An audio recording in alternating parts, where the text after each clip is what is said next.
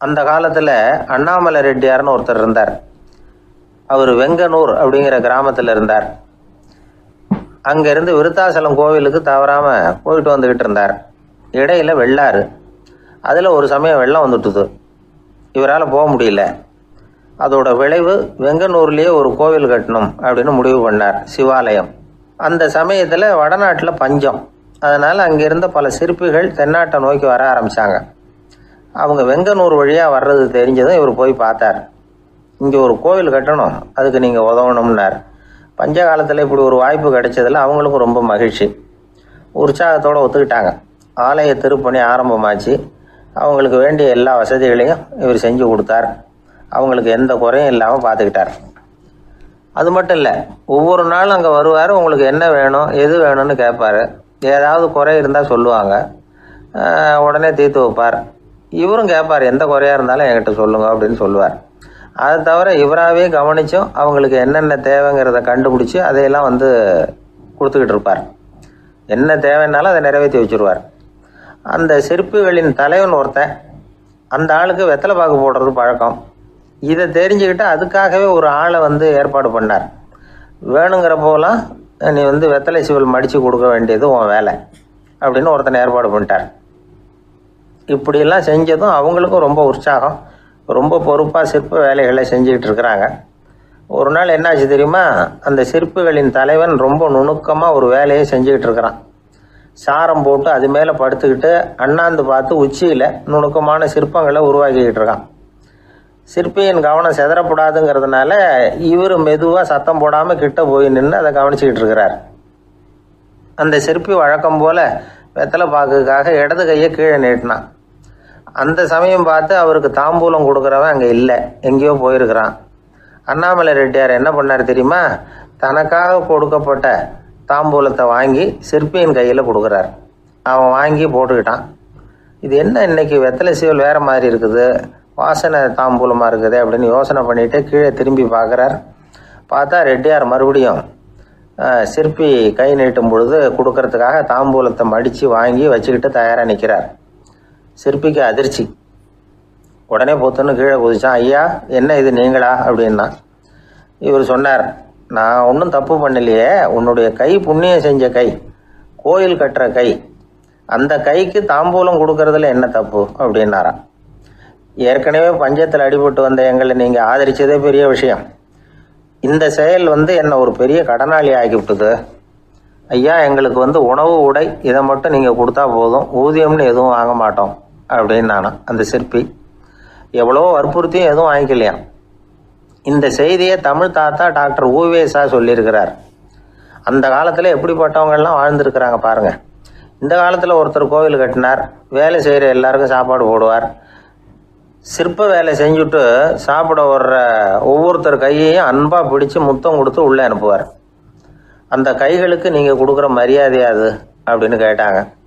அது இல்லைங்க, ஏற்கனவே முதல் பந்தியில் சாப்பிட வந்தவன் மறுபடியும் வர்றானான்னு கண்டுபிடிக்கிறதுக்காக கையை பிடிச்சி மோந்து பார்க்குறேன் அப்படின்னாராம் அவர்.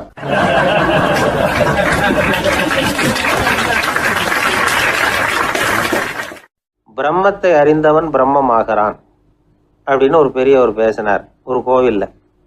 தைத்திரிய உபனிஷத்து அப்படி சொல்லுதான். இதை கேட்கும் பொழுது நமக்கு ஒரு சந்தேகம் வரும். அது எப்படி? பிரம்மத்தை அறிந்தவன் பிரம்மம் ஆகிறான்னா, சிங்கத்தை அறிந்தவன் சிங்கம் ஆகிறானா, தோசையை அறிந்தவன் தோசை ஆகிறானா? இப்படிப்பட்ட சந்தேகம் நமக்கு வர்றதுல ஒன்றும் ஆச்சரியம் இல்லை. இது இயற்கை. இதுக்கும் அந்த பெரியவரே பதில் சொல்றார். சிங்கம் வேற, நாம வேற. அதனால சிங்கத்தை அறிந்தவன் சிங்கமாக மாட்டான். ஆனால் பிரம்மம் வேற, நாம வேற இல்லை. அதனால பிரம்மத்தை அறிந்தவன் பிரம்மமாகிறான் அப்படிங்கிறது அவரோட விளக்கம். மனிதன் அவன்தான் தான் பிரம்மங்கிறது தெரியாதனால தான் அதை வேற எங்கேயோ தேடிட்டு இருக்கிறான். கடைசியில் அது தான் தாங்கிறது புரிஞ்சுக்கிற பொழுது அவன் பிரம்மம் ஆயிடுறான். இதை விளக்கிறதுக்கு ஒரு உபநிஷத்து கதையே இருக்குது. நமக்கு தெரிஞ்ச கதை தான், ஆனால் அதை வேறு விதமான அர்த்தத்தில் விளையாட்டாக சொல்லிகிட்டு இருக்கிறோம். ஒரு சமயம் ஒரு 10 நண்பர்கள் ஒரு காட்டு வழியாக போய்கிட்டு இருக்கிறாங்க. குறுக்க ஒரு நதி, அதை கடந்து அடுத்த பக்கம் போகணும். எல்லாரும் ஒரு வழியாக கடந்து அடுத்த கரைக்கு போய் சேர்ந்துட்டாங்க. அங்கே போய் சேர்ந்ததுக்கு அப்புறம் எல்லாரும் பத்திரமா சேர்ந்துட்டோமா அப்படின்னு தெரிஞ்சுக்கிறதுக்காக எண்ணி பார்க்குறான் அந்த கூட்டத்து தலைவன். அவங்க மொத்தம் 10 பேர். ஆனால் இவன் எண்ணி பார்க்குறப்போ 9 தான் வருது. ஏன்னா அவன் தன்னை விட்டுவிட்டான். எதிரில் நிற்கிறவங்கள மட்டுமே எண்ணுறான். ஐயோ 10வது ஆள் எங்கேங்கிறான், பதறான். சரி நீ இரு, நான் எண்ணி பார்க்குறேன்னு சொல்லிவிட்டு இன்னொருத்தன் வந்து எண்ணுறான். அவனும் தன்னை விட்டுட்டு எண்ணுறான். 9 தான் வருது. எல்லாரும் கொய்யோ முறையோன்னு கத்த ஆரம்பிச்சிட்டாங்க. அந்த சமயத்தில் ஒரு பெரியவர் அந்த பக்கமாக வர்றார். என்ன விஷயம்னு விசாரிக்கிறார். 10வது ஆள் 6 அடிச்சுட்டு போட்டுது அப்படின்னு சொல்லி இவங்க அழறாங்க. சரி அழாதீங்க அப்படின்னு சொல்லி அந்த தலைவனை பார்த்து இப்படி வாங்குறார். வர்றான். இப்போ எனக்கு முன்னாடி ஒரு தரம் எண்ணு பார்க்கலாம்ங்கிறார். 1 2 3ன்னு ஆரம்பித்து 9ல் வந்து முடிக்கிறான். உடனே பெரியவர் நீ தான் அந்த 10வது ஆள் அப்படிங்கிறார். இது உண்மை. நாம தான் அது. நாம தான் நம்மளை வேற எங்கேயோ தேடிட்டு இருக்கிறோம். நாம் எங்கேயோ தேடிட்டு இருக்கிறோமே, அந்த பிரம்மம் நாம தான். இப்படி ஒரு பெரிய உண்மையை விளக்கிறதுக்காக தான் அப்படி ஒரு கதை சொல்லப்பட்டது. ஆனால் அதை வந்து நாம் வேறு விதமாக வேடிக்கையாக உபயோகப்படுத்திக்கிட்டு இருக்கிறோம். எப்படி தெரியுமா? ஒரு ஆத்தங்கரையில் ஒரு 10 பேர் முழிச்சுக்கிட்டே நின்றுக்கிட்டு இருந்தாங்களாம். அந்த பக்கமாக வந்த ஒருத்தன் ஏன் இப்படி முழிச்சுக்கிட்டு நிற்கிறீங்கன்னு கேட்டிருக்கிறான். எங்களுக்கு நீச்சல் தெரியாது, நாங்கள்லாம் அடுத்த கரைக்கு போய் சேரணும் அப்படின்னு நாங்களாம். சரி நான் கொண்டுட்டு போய் விடுறேன். எல்லாரும் அக்கறைக்கு போய் சேர்ந்த உடனே ஆளுக்கு ₹1 வீதமாக மொத்தம் ₹10 எனக்கு கொடுக்கணும் அப்படின்ட்டுருக்கான் இவன். சரின்னு ஒத்துக்கிட்டாங்க. இவன் ஒவ்வொருத்தராக கையை பிடிச்சி மெதுவாக ஆற்றுல இறக்கி அழைச்சிட்டு போயிட்டான். 9 பேரை கரை சேர்த்துட்டான். 10வது ஆள் பாதி ஆற்றுல போயிட்டு இருக்கிறப்போ திடீர்னு வெள்ளம் வந்துட்டுது. புடி நழுவி போச்சு. கையை விட்டுட்டான். வெள்ளம் அடிச்சுட்டு போட்டுது. அழைச்சிட்டு வந்தவன் நீச்சல் அடித்து தடுமாறி கரைக்கு வந்து சேர்ந்துட்டான். கரையில் இருந்தவங்களுக்கு இந்த விஷயம் தெரியாது. இருந்தாலும் இவன் உடம்பு பூரா நனைஞ்சி கொஞ்சம் அதிகமாக மூச்சு வாங்க நின்றுக்கிட்டு இருந்தானா, ஏங்க ஏன் இப்படி மூச்சு வாங்குது, என்ன விஷயம் அப்படின்னு கேட்டாங்களாம். அதுக்கு இவன் கொஞ்சமாக அலட்டிக்காமல் சொன்னானா, வேற ஒன்றும் இல்லை, நீங்கள் கொடுக்க வேண்டிய ₹10 ₹1 குறைஞ்சி போச்சு அவ்வளவுதான் அப்படின்னானா.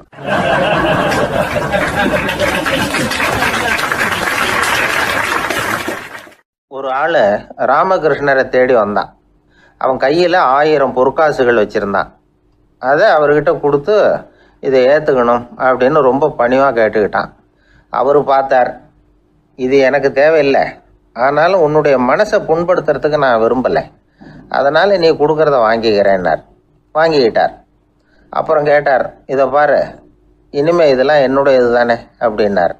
ஆமாம், அதையெல்லாம் நான் உங்களுக்கே கொடுத்துட்டேன்னா அவன். சரி இப்போ நீ எனக்காக ஒரு காரியம் பண்ணணும்னார். என்ன செய்யணும்னு சொல்லுங்கன்னா, இந்த நாணயங்களையெல்லாம் எடுத்துக்கிட்டு போய் கங்கை நதியில் எரிஞ்சுட்டு வா அப்படின்னார். இவனுக்கு அதிர்ச்சியாக போச்சு. என்ன பண்ணுறது, இனிமேல் அது முடியாதுன்னு சொல்ல முடியாது. ஏன்னா அந்த நாணயங்களையெல்லாம் அவருக்கே கொடுத்துட்டான். இனிமேல் அதெல்லாம் இவனுடையது இல்லை. பேசாமல் அவ்வளவே அள்ளிக்கிட்டு ஆத்தங்கரைக்கு போனான். போனவன் ரொம்ப நேரம் திரும்பியே வரல. ராமகிருஷ்ணருக்கு சந்தேகம், என்ன ஆச்சு அந்த மனுஷனுக்கு, காசுகளோடு அந்த கங்கையில் குதிச்சுட்டானா, போகும்பொழுதே ஒரு மாதிரியாக தான் போனான், போய் என்னன்னு பார்த்துட்டு வாங்க அப்படின்னார். அங்கே இருந்த ஒருத்தர் ஓடி போய் பார்த்தார். அவர் போய் பார்க்கும்பொழுது அவன் அங்கேயே இருந்தான். அதுக்கப்புறம் அவர் திரும்பி வந்தார். வந்து விவரத்தை சொன்னார். அதாவது அவன் கங்கை கரையில் உட்காந்துக்கிட்டு ஒவ்வொரு நாணயமாக 1 2ன்னு எண்ணி எண்ணி வீசிக்கிட்டு இருக்கிறான். அவனை சுற்றி ஒரு கும்பல் நின்றுக்கிட்டு அவனை தடுத்துக்கிட்டு இருக்குது அப்படின்னு விவரத்தை சொன்னார் போயிட்டு வந்தவர். இதை கேட்டதும் ராமகிருஷ்ணரே புறப்பட்டு அங்கே போனாராம். என்ன இப்படி பண்ணிகிட்டு இருக்கிற, நான் உன்னை அந்த நாணயங்களை கங்கையில் வீசி எறிய சொன்னேன், நீ ஏன் அதை எண்ணிக்கிட்டு இருக்கிற அப்படின்னார். பழக்கம்தான் காரணம், நான் ஒவ்வொரு நாளும் ஒவ்வொன்றா சேமித்து வச்சேன், இன்றைக்கி என்கிட்ட நிறைய இருக்குது, உங்களுக்கு ஒரு 1000 நாணயங்களை கொடுக்கணுங்கிறது என்னோட ஆசை அப்படின்னா. இப்போ ராமகிருஷ்ணர் சொன்னார், ஒரே நேரத்தில் எல்லாத்தையும் சம்பாதிச்சிருந்தா நீ எண்ணுறது பொருத்தமாக இருக்கும். எல்லாத்தையும் இழக்கும்போது ஒவ்வொன்றா எண்ணிக்கிட்டு இழக்கிறதுங்கிறது சரியான செயல் இல்லை. அதனால் ஒரே தடவையாக எல்லாத்தையும் தூக்கி எறிஞ்சிடும் அப்படின்னார். இது இழப்பது அப்படிங்கிற ஒரு உயர்ந்த நிலை. இதை நாம் யதார்த்த வாழ்க்கையில் சம்மந்தப்படுத்தி பார்த்து குழப்பிக்கிட்டு இருக்கக்கூடாது. இழக்கிறேன்னு சொல்லிக்கிட்டு இருக்கிற காசையெல்லாம் ஆற்றுலையும் குளத்துலையும் கொண்டு போய் எரிஞ்சிட்டு வாங்க அப்படின்னு உபதேசம் பண்ணுறதாக யாரும் நினச்சிடக்கூடாது. இதில் நாம் புரிஞ்சிக்க வேண்டியது என்னென்னா, எதையாவது ஒன்றை இன்னொருத்தருக்கு கொடுக்கணும் அப்படின்னு விருப்பப்பட்டால் அதை மனப்பூர்வமாக கொடுத்துடணும். கொடுத்துட்டு அதையே நினச்சிக்கிட்டு இருக்கக்கூடாது. நம்மால் ஒருத்தர் ஒரு ₹100 நோட்டை தன்னுடைய நண்பர் ஒருத்தர்கிட்ட கொடுத்து, இது உனக்கு தான் வச்சுக்கோ அப்படின்னார். அவர் பார்த்தார், இது இனிமேல் எனக்கு தானே சொந்தம் அப்படின்னார். ஆமான்னார் இவர். அப்படின்னா எனக்காக நீ ஒரு உதவி செய்யணும்னார். சொல்லுங்கள் செய்கிறேன்னார் அவர். இந்த 100 ரூபா நோட்டை தீ வச்சு கொளுத்தி விடுனார். இவர் அதிர்ச்சியாகி அவரை பார்த்தார். இப்போ அவர் சொன்னார், நீ எனக்கு அன்பாக கொடுத்தது இது, இந்த நோட்டு கள்ள நோட்டுங்கிறது எனக்கு முன்னாடியே தெரியும், சீக்கிரம் கொளுத்தி விடு, அதுதான் நம்ம 2 பேருக்குமே நல்லது அப்படின்னாராம் அவர்.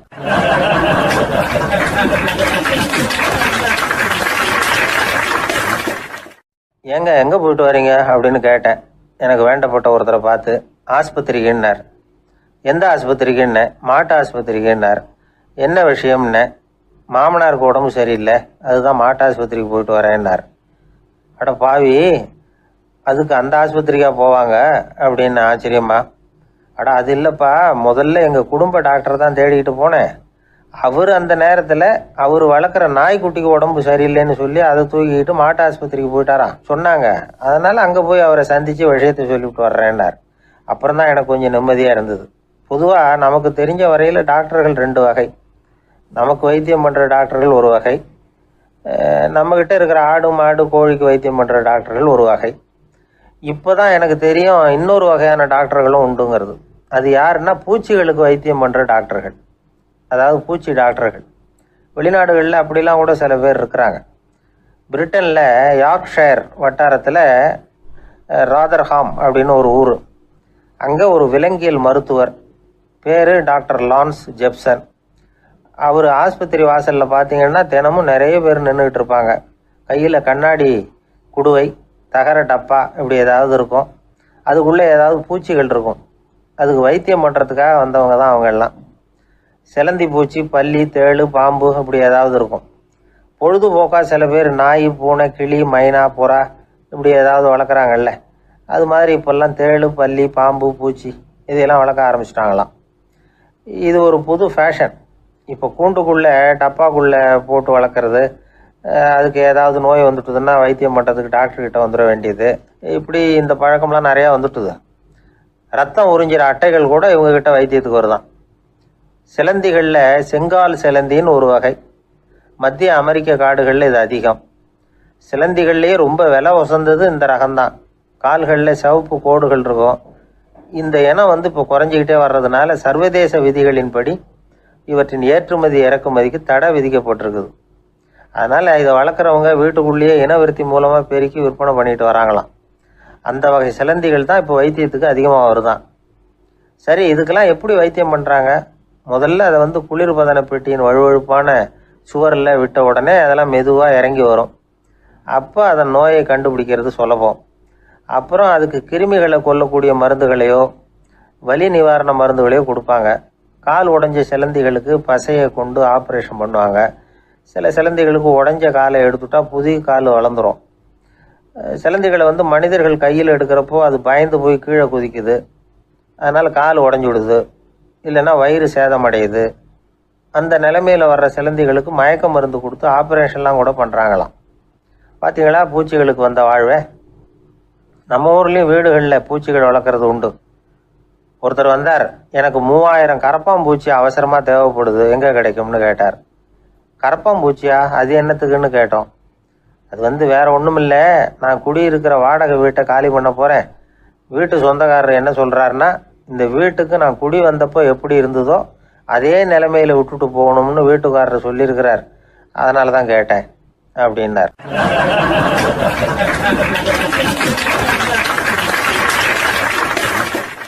ஒரு தந்தை தன்னோட பிள்ளைய ரொம்ப தைரியசாலியாக வளர்க்கணும்னு ஆசைப்பட்டார். அதுக்காக அவனை கூப்பிட்டு உட்கார வச்சு இப்படி உபதேசம் பண்ணார். இதை பாருப்பா, நான் உன்னாட்டம் இருக்கிறப்போலாம் எதுக்கும் பயப்பட மாட்டேன், ரொம்ப துணிச்சலாக இருப்பேன். ஒரு நாள் ஒரு அப்பாவி எலியை ஒரு பூனை துரத்திட்டு ஓடிச்சு. நான் உடனே என்ன செஞ்சேன் தெரியுமா? அந்த பூனையை பிடிச்சேன், அது வாலில் ஒரு பட்டாசு சரத்தை கட்டினேன், கொளுத்தி விட்டேன், படபடன்னு வெடிக்க ஆரம்பிச்சுட்டுது. அது துள்ளிக்கிட்டு அங்கேயும் இங்கேயும் ஓடி இருக்கு பாரு ஓட்டம், ரொம்ப தமாஷு அப்படின்னார் அப்பா. இப்படி சொல்லிவிட்டு பையனை பார்த்து, இதை கேட்கறதுக்கு உனக்கும் துணிச்சல் வருதா? நான் என்னுடைய செயலை நீ கேட்குறப்போ உனக்கு துணிச்சல் வருதா அப்படின்னு கேட்டார். வருதுன்னா பையன்.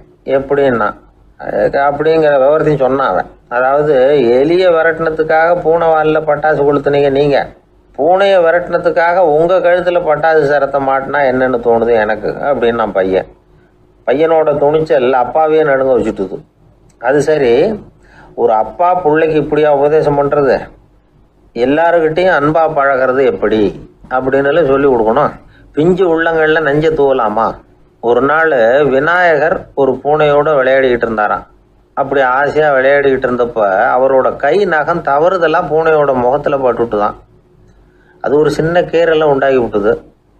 அப்போ அவர் அதை ஒரு பெருசாக நினைக்கல. கொஞ்ச நேரத்துக்கு அப்புறம் விநாயகர் வீட்டுக்கு வந்தார். அவங்க அம்மா பார்வதி தேவியை பார்த்தார். பார்வதி தேவி கன்னத்தில் விரலால் கீறினது மாதிரி ஒரு அடையாளம் இருந்தது. விநாயகருக்கு அதிர்ச்சி, ஆச்சரியம். நம்ம அம்மா இந்த உலகத்துக்கே தாயார். அப்பேற்பட்ட அவங்க முகத்திலேயே கீறலை உண்டாக்கக்கூடியவங்க யாராக இருக்க முடியும் அப்படின்னு யோசனை பண்ணார்.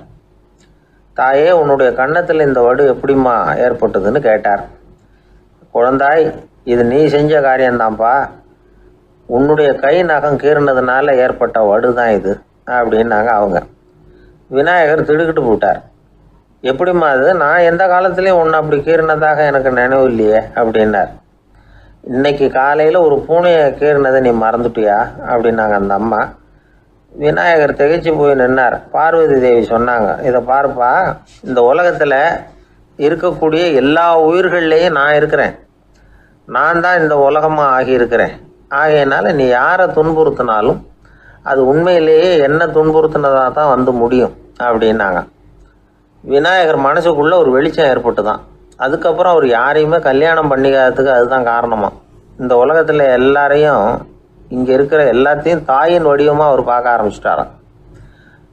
குருதேவர் ராமகிருஷ்ணர் இந்த கதையை எடுத்து சொல்லியிருக்கிறார். நபிகள் நாயகம் ஒரு தடவை ஒரு நாற்காலியில் உட்காந்து என்னமோ யோசனை பண்ணிட்டு இருந்திருக்கிறார்.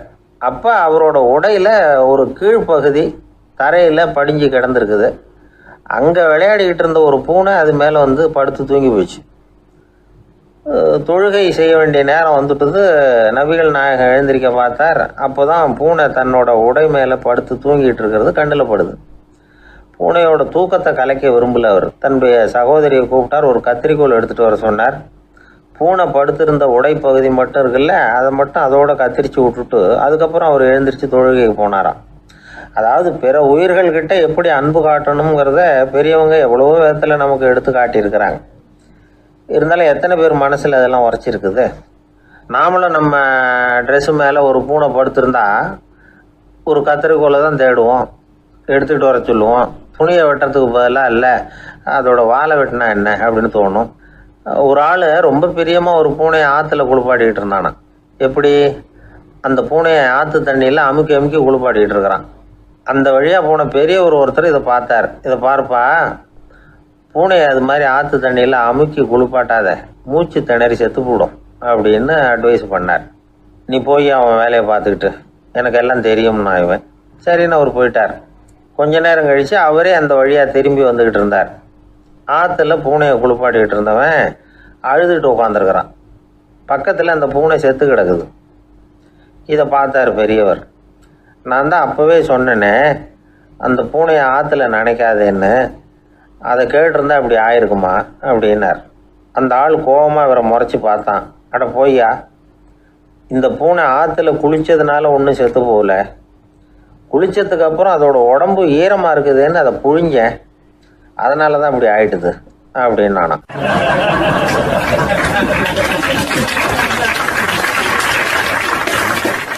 உலகத்தில் எது எதுக்கோ ஆராய்ச்சி கூடங்கள் இருக்குதுல்ல, அது மாதிரி தூக்கத்தை பற்றி ஆராய்ச்சி பண்ணுறதுக்கு ஒரு ஆராய்ச்சி கூடம் இருக்குது.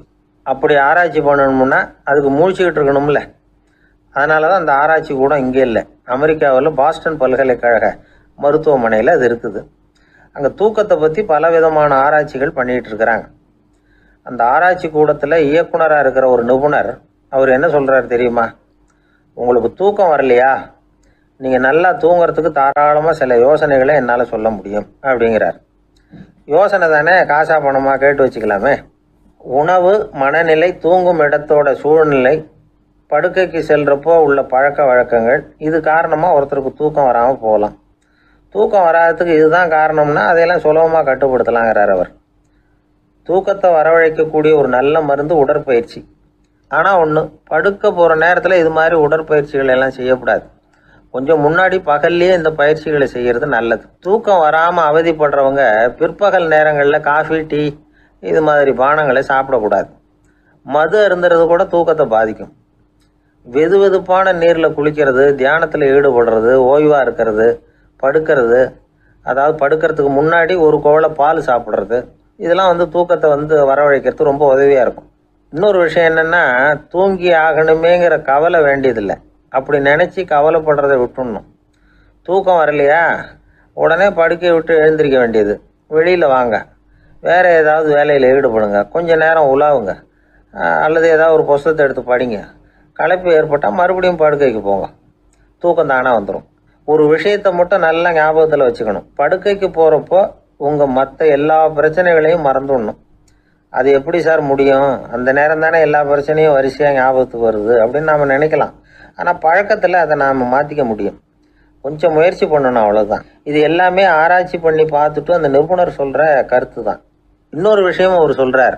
அது என்னென்னா, உடல் கோளாறு காரணமாக தூக்கம் வராமல் அவதிப்படுறவங்களுக்கெல்லாம் இந்த யோசனைகள் சரியாக வராது அப்படிங்கிறார். அதுக்கெல்லாம் மருத்துவ சிகிச்சை கொடுத்து தான் சரி பண்ணணும். சில பேருக்கு நடு ராத்திரியில் மூச்சு திணறல் ஏற்பட்டு தூக்கம் வராமல் போயிடும்.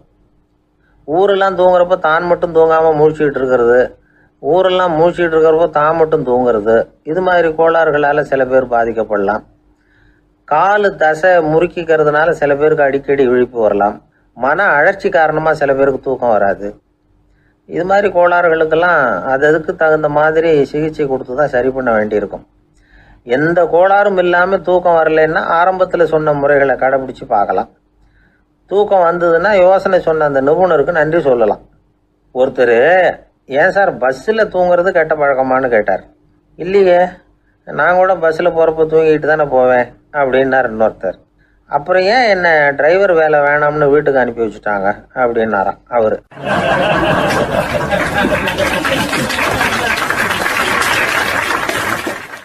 ஒருத்தரை பார்த்து உன்னுடைய நண்பர்கள் யார் அப்படின்னு ஒரு கேள்வி கேட்டு பாருங்க.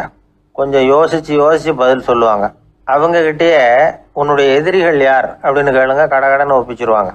நம்ம மனசு இருக்க, அது எப்படின்னா, நம்ம நண்பர்களை விட எதிரிகளை அது நல்லா ஞாபகத்தில் வச்சுக்கும்.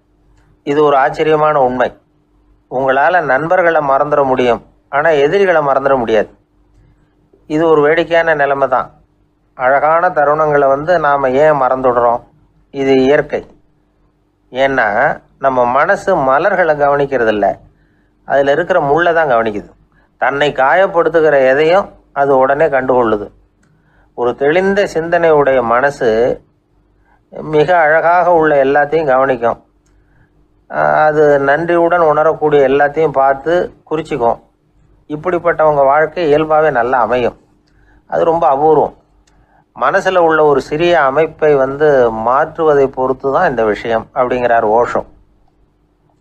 ஒரு யூத கோவில் இருந்து தான், அது யூதர்களின் மடமாகவும் இருந்தது. அங்கே ஒரு தலைமை குரு, அவர் ரொம்ப கண்டிப்பானவர். அந்த கோவிலை ஒட்டி ஒரு தோட்டம். ஒரு நாள் காலையில் அந்த தோட்டத்தில் 2 இளம் யூதர்கள் நடந்து போய்கிட்டு இருக்கிறாங்க. காலையில் 1 மணி நேரம், மாலையில் 1 மணி நேரம் அவங்க அந்த தோட்டத்தில் நடக்கிறதுக்கு அனுமதி உண்டு. மற்ற நேரங்களில் அவங்க மத புத்தகங்களை படிக்கணும், பிற விதிமுறைகளை கடைபிடிக்கணும்.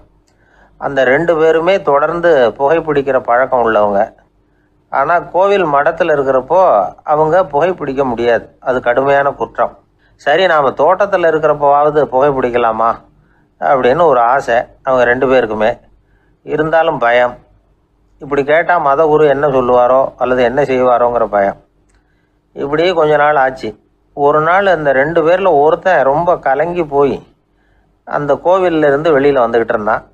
வந்தவன் நேராக தோட்டத்து பக்கம் போனான். அங்கே இன்னொருத்தன் ஆனந்தமாக புகை பிடிச்சிக்கிட்டு இருக்கிறான். அதை பார்த்து தான் இவனுக்கு அதிர்ச்சி. அட கடவுளே, என்ன இது, நீ கேட்காமலே ஆரம்பிச்சிட்டியா அப்படின்னா. இல்லை நான் கேட்டுவிட்டு தான் ஆரம்பிச்சிருக்கேன்னா அவன். அப்படியா, என்ன மனுஷன் இவர், நானும் தான் கேட்டேன், என்னை கண்ணாபுண்ணான்னு திட்டி விட்டார். இது என்ன கோவிலா இல்லை நரகமா? உனக்கு புகை பிடிக்கணும்னு ஆசையாக இருந்தால் நரகத்துக்கு போகணும்னு சொல்லிவிட்டார். அது சரி, உன்னை மட்டும் எப்படி அனுமதிச்சார் அப்படின்னு கேட்டான் இவன். அவன் சிரிச்சுக்கிட்டே, நீ எப்படி கேட்ட சொல்லு அப்படின்னா. நாம் இந்த தோட்டத்துக்கு வர அனுமதிக்கப்பட்டிருக்கிறதே ஜபத்துக்காகத்தானே, அதனால் நான் ஜபம் சொல்லும் பொழுது புகை பிடிக்கலாமா அப்படின்னு கேட்டேன். அதுக்கு தான் அவர் சத்தம் போட்டு என்னை அடிக்கவே வந்துட்டார் அப்படின்னா இவன். நீ ஒரு மாதிரியாக கேட்டிருக்க, நான் வேற மாதிரியாக கேட்டிருக்கிறேன். ஜெபம் சொல்லும்போது புகை பிடிக்கலாமான்னு நீ கேட்டிருக்க. ஐயா, புகை பிடிக்கும் பொழுது ஜெபிக்கலாமா அப்படின்னு நான் கேட்டேன். அதில் தப்பு ஒன்றும் இல்லை அப்படின்னு பதில் சொல்லிட்டார் அப்படின்னா. ஒரு சிறிய மாற்றம்தான் அது மிகப்பெரிய மாறுதலை ஏற்படுத்தி விட்டது. மனசு நல்ல விதமாக சிந்திக்க ஆரம்பிச்சுட்டுதுன்னா மகிழ்ச்சிக்கு பஞ்சம் இல்லை. ஒரு கஞ்சன் ஆற்றுல விழுந்துட்டான், வெள்ளத்தில் தத்தடிச்சுக்கிட்டு இருக்கிறான். கரையில் நின்ன ஒருத்தர் உன் கையை கொண்டா இப்படி பிடிச்சி இழுத்து கரையில் சேர்த்து விடுறேன்னார். எதையும் கொடுத்து பழக்கம் இல்லாத அவன் கையையும் கொடுக்க மாட்டேன்னுட்டான். இவர் பார்த்தார், உன் கையை கொடுன்னு சொல்கிறதுக்கு பதிலாக நான் என் கையை கொடுக்குறேன் பிடிச்சிக்கோ அப்படின்னார். அவன் கப்புன்னு பிடிச்சிக்கிட்டான், இழுத்து கரையில் போட்டார்.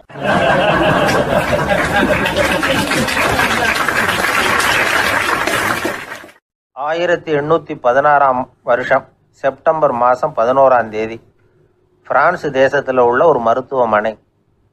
அங்கே ஒரு இளம் டாக்டர் கொஞ்ச நாளைக்கு முன்னாடி தான் அந்த ஆஸ்பத்திரியில் புதுசாக வேலைக்கு சேர்ந்துருக்கிறார். அவர் பேர் ரெனே லெனக். அவர் அன்னைக்கு காலையில் அந்த மருத்துவமனையில் அப்படியே ரவுண்ட்ஸ் வந்துக்கிட்டு இருக்கிறார். வார்டில் ஒரு படுக்கையில் ஒரு இளம் பெண் படுத்திருக்கிறார். அந்த பொண்ணுக்கு இருதய நோயாக இருக்கலாம்ங்கிறது மற்ற டாக்டர்கள் சந்தேகம். அந்த காலத்துல எல்லாம் ஒருத்தருடைய இருதய துடிப்பை தெரிஞ்சுக்கணும்னா நோயாளியின் மார்பில் டாக்டர் காதை வச்சு பார்த்து தான் தெரிஞ்சுக்கிறது வழக்கம். ஆனால் இந்த பெண்ணும் இளம் பெண், அந்த டாக்டரும் புதுசாக சேர்ந்துருக்கிறவர். அதனால் பரிசோதனை பண்ண தயங்கினார். கொஞ்ச நேரம் யோசனை பண்ணார். திடீர்னு ஒரு ஞாபகம் வந்தது அவருக்கு. அதாவது அன்னைக்கு விடியற் காலையில் தோட்டத்தில் அப்படி வாக்கிங் போயிட்டு இருந்தப்போ சின்ன பசங்கள்லாம் ஒரு மரக்கட்டையை வச்சு விளையாடிக்கிட்டு இருந்தாங்களாம். அதை இவர் பார்த்துருக்கிறார். அது என்ன விளையாட்டுனா, ஒரு நீளமான மரப்பலகை, அதில் ஒரு முனையில் ஒரு பையன் தன்னுடைய காதை வச்சுக்கிட்டு இருக்கிறான், மறுமுனையில் இன்னொரு பையன் அந்த மரப்பலகையை ஒரு ஆணியால் கீறிக்கிட்டு இருக்கிறான். ஒரு முனையில் ஆணியால் கீறும் பொழுது மறுமுனையில் காதை வச்சிருக்கிற பையனுக்கு அந்த சத்தம் துல்லியமாக கேட்குது. அந்த டாக்டருக்கு காலையில் பார்த்த இந்த விளையாட்டு ஞாபகத்துக்கு வந்துட்டுது. உடனே என்ன பண்ணார் தெரியுமா? ஒரு நீளமான காகிதத்தை எடுத்தார், அதை அப்படியே உருளை மாதிரி உருட்டினார். ஒரு முனையை அந்த நோயாளியின் மார்பில் இடது பக்கம் வச்சார், இன்னொரு முனையில் தன்னுடைய காதை வச்சார். என்ன ஆச்சரியம்! நோயாளியின் மார்பில் நேரடியாக காதை வச்சு கேட்குறத விட துல்லியமாக கேட்டுது இதய துடிப்பு. இதய துடிப்பு மட்டும் இல்லை, மூச்சு இழுத்து விடுறது, திரவ பொருள்களின் அசைவு, எல்லா சத்தமும் தெளிவாக கேட்குது. கிரேக்க மொழியில் ஸ்டெத்தாஸ் அப்படின்னா மார்பு, ஸ்கோப்பின் அப்படின்னா பார்ப்பதுன்னு அர்த்தம். அதனால் டாக்டர் ரெனே லெனக் தான் கண்டுபிடிச்ச கருவிக்கு ஸ்டெத்தஸ்கோப் அப்படின்னு பேர் வச்சார். அவரே முதல் மாடலையும் செஞ்சார். அளவு ரொம்ப பெருசாக இருந்தது, சுலபமாக எடுத்துகிட்டு போகிறது கஷ்டம், அது அவ்வளோ கஷ்டமாக இருந்தது அது. அதனால் அவரே அதை அப்புறம் 2 பிரிவாக தயார் பண்ணார். இது 2 துண்டையும் டாக்டர் தன்னோட கோட்டு பாக்கெட்டில் வச்சுக்கலாம், தேவைப்படுறப்ப எடுத்து ஒன்றா சேர்த்துக்கலாம். இப்படி தான் அவர் ஆரம்பத்தில் பண்ணார். தன்னுடைய இந்த கண்டுபிடிப்பை பற்றி அவர் ஒரு புத்தகம் எழுதினார். நிறைய விற்றுது, புகழும் பணமும் சேர்ந்தது. பணமும் புகழும் சேர்ந்தது மாதிரியே அவருக்கு ஒரு நோயும் சேர்ந்தது. அது என்ன நோயின்னு கண்டுபிடிக்கிறதுக்கும் அவர் கண்டுபிடிச்ச கருவி தான் உபயோகப்பட்டு தான். அவரே அதை கண்டுபிடிச்சார். அவருக்கு வந்திருந்தது காச நோய். 1826 ஆகஸ்ட் மாதம் 13 உலகத்தின் முதல் ஸ்டெதஸ்கோப்பை கண்டுபிடிச்ச டாக்டர் ரெனே லெனக் காலமானார்.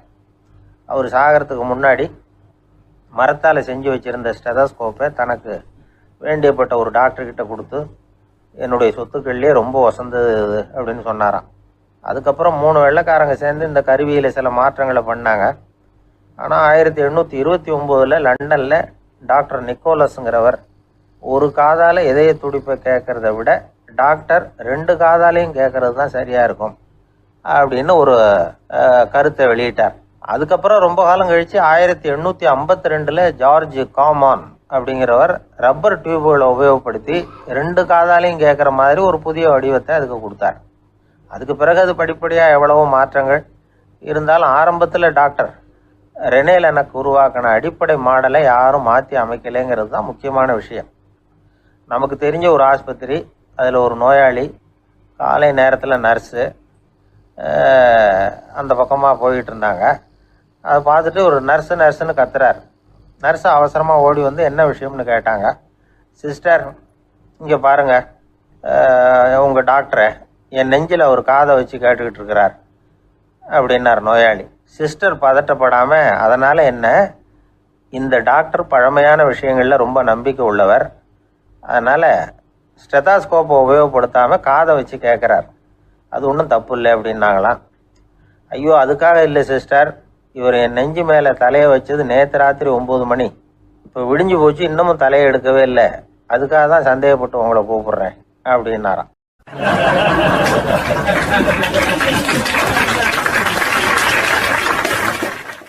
இந்த உலகத்தில் எத்தனை வகையான மனிதர்கள் இருக்கிறாங்க, ஒவ்வொரு மனிதனுமே ஒவ்வொரு வகை அப்படிங்கிறாங்க விஞ்ஞானிகள். மனிதர்களை 3 வகையாக பிரிக்கலாம் அப்படின்னு சொல்கிறாங்க மெய்ஞானிகள். இவங்களை பற்றிலாம் ஏற்கனவே நாம் பேசியிருக்கிறோம். இப்போ டாக்டர் எட்வர்டு பேட்ச் அப்படிங்கிற நிபுணர் என்ன சொல்கிறார் தெரியுமா?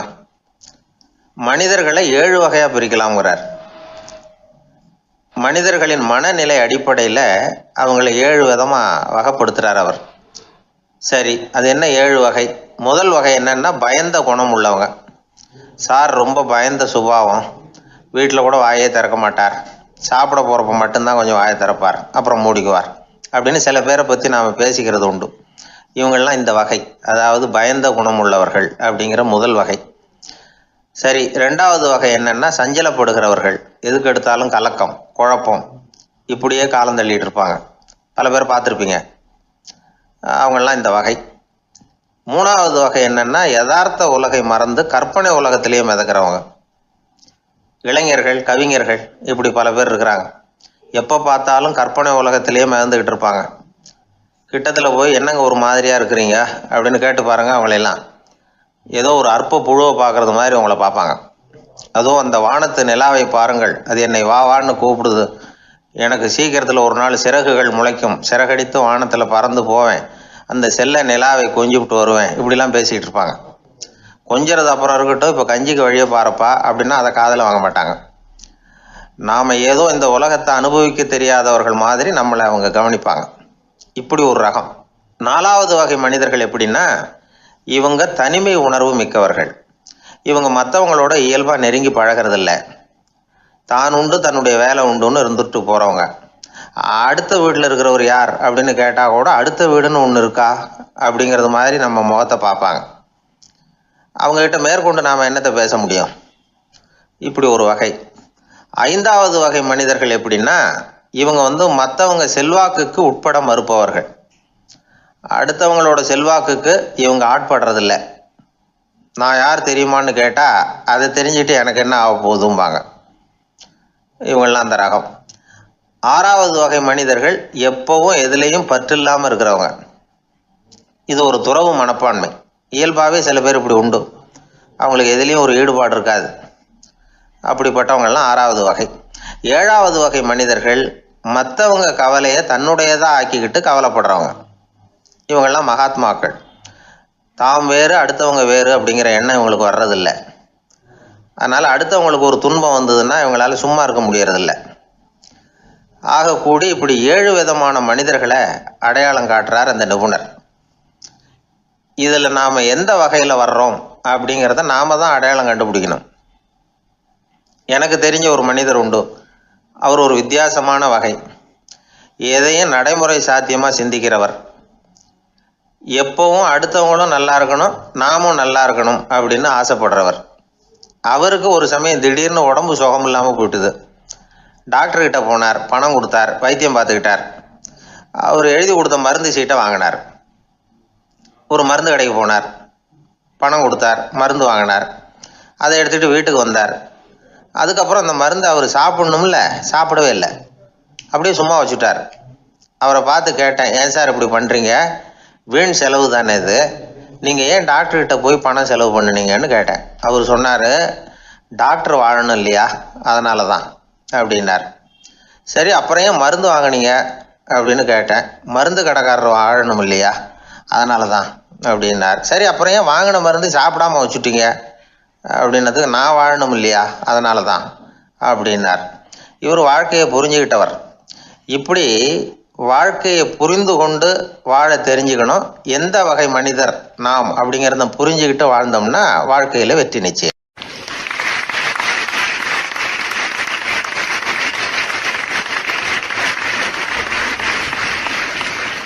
எதிர்காலத்தை நினச்சா எனக்கு ரொம்ப பயமாக இருக்குது சார் அப்படின்னு சொல்கிறவங்க நிறைய பேர் இருக்கிறாங்க. அதாவது பயப்படாத மனிதர்கள்னு யாருமே கிடையாது. ஒவ்வொருத்தருக்கும் ஒவ்வொரு விதமான பயம் இருந்தாலும் ஒட்டுமொத்தமாக பார்க்குறப்போ மனிதனுக்கு 6 விதமான பய உணர்வுகள் வரலாம் அப்படின்னு பெரியவங்க சொல்கிறாங்க. எல்லா விதமான பயமும் இந்த 6 வகைக்குள்ள அடக்கம். அந்த 6 வகை பயமும் 6 எதிரிகள் மாதிரியாம். 6 எதிரிகளையும் புரிஞ்சுக்கிட்டோம்னா போதும், வாழ்க்கையில் சுலபமாக வெற்றி அடைய முடியும். சரி, அந்த 6 வகை பயம் என்னென்ன அப்படின்னு பார்ப்போம். முதல்ல வறுமை பற்றிய பயம், 2வது பழிச்சொல் பற்றிய பயம், 3வது உடல் நலம் பாதிப்பு பற்றிய பயம், 4வது என்னன்னா காதல் தோல்வி, 5வது முதுமை, 6வது மரணம். அதாவது பயப்படுறதுங்கிறது ஒரு மனநிலை தான். இந்த மனநிலையை கட்டுப்படுத்த முடியும், திசை திருப்ப முடியும். சரி, இந்த பயங்களின் அறிகுறிகள் எப்படி இருக்கும்? வறுமை பற்றிய பயம் அப்படின்னு முதல்ல சொன்னோம் இல்லையா, அந்த பயத்தின் அறிகுறிகளை தெரிஞ்சுக்குவோம். எதுலேயும் அக்கறை இல்லாமல் இருக்கிறது, ஒரு குறிக்கோள் இல்லாமல் இருக்கிறது, வறுமையை சகிச்சுக்கிறது, வாழ்க்கையில் கிடைக்கிறது எதுவாக இருந்தாலும் ஆட்சேபனை இல்லாமல் ஏற்றுக்கிறது, மனசாலும் உடம்பாலும் சோர்ந்து போயிருக்கிறது, ஆர்வம், முனைப்பு, கற்பனை திறன் எதுவுமே இல்லாமல் இருக்கிறது. இதெல்லாம் தான் அந்த வறுமை பற்றிய பயத்தின் அறிகுறிகள். அந்த அடுத்தது ஒன்று பார்த்தோமே, பழிச்சொல் பற்றிய பயம். அதாவது அடுத்தவங்க நம்மளை குறை சொல்லி விடுவாங்களோ அப்படிங்கிற பயம். இதுக்கு அறிகுறி என்ன தெரியுமா? புதியவர்களை சந்திக்கிறதுக்கு பயப்படுறது, முடிவு எடுக்க முடியாமல் குழம்புறது, பிரச்சனைகளை தவிர்க்க விரும்புறது, தாழ்வு மனப்பான்மை, வரவுக்கு மீறி செலவு செஞ்சு இமேஜை உயர்த்திக்கிறது, குறிக்கோள் இல்லாத வாழ்க்கை, இதெல்லாம் தான் அதுக்கு அறிகுறிகள். 3வது பயம் உடல் நலம் பாதிப்பு பற்றிய பயம், அதாவது நோய் பற்றிய பயம். ஒரு உண்மை என்ன தெரியுமா?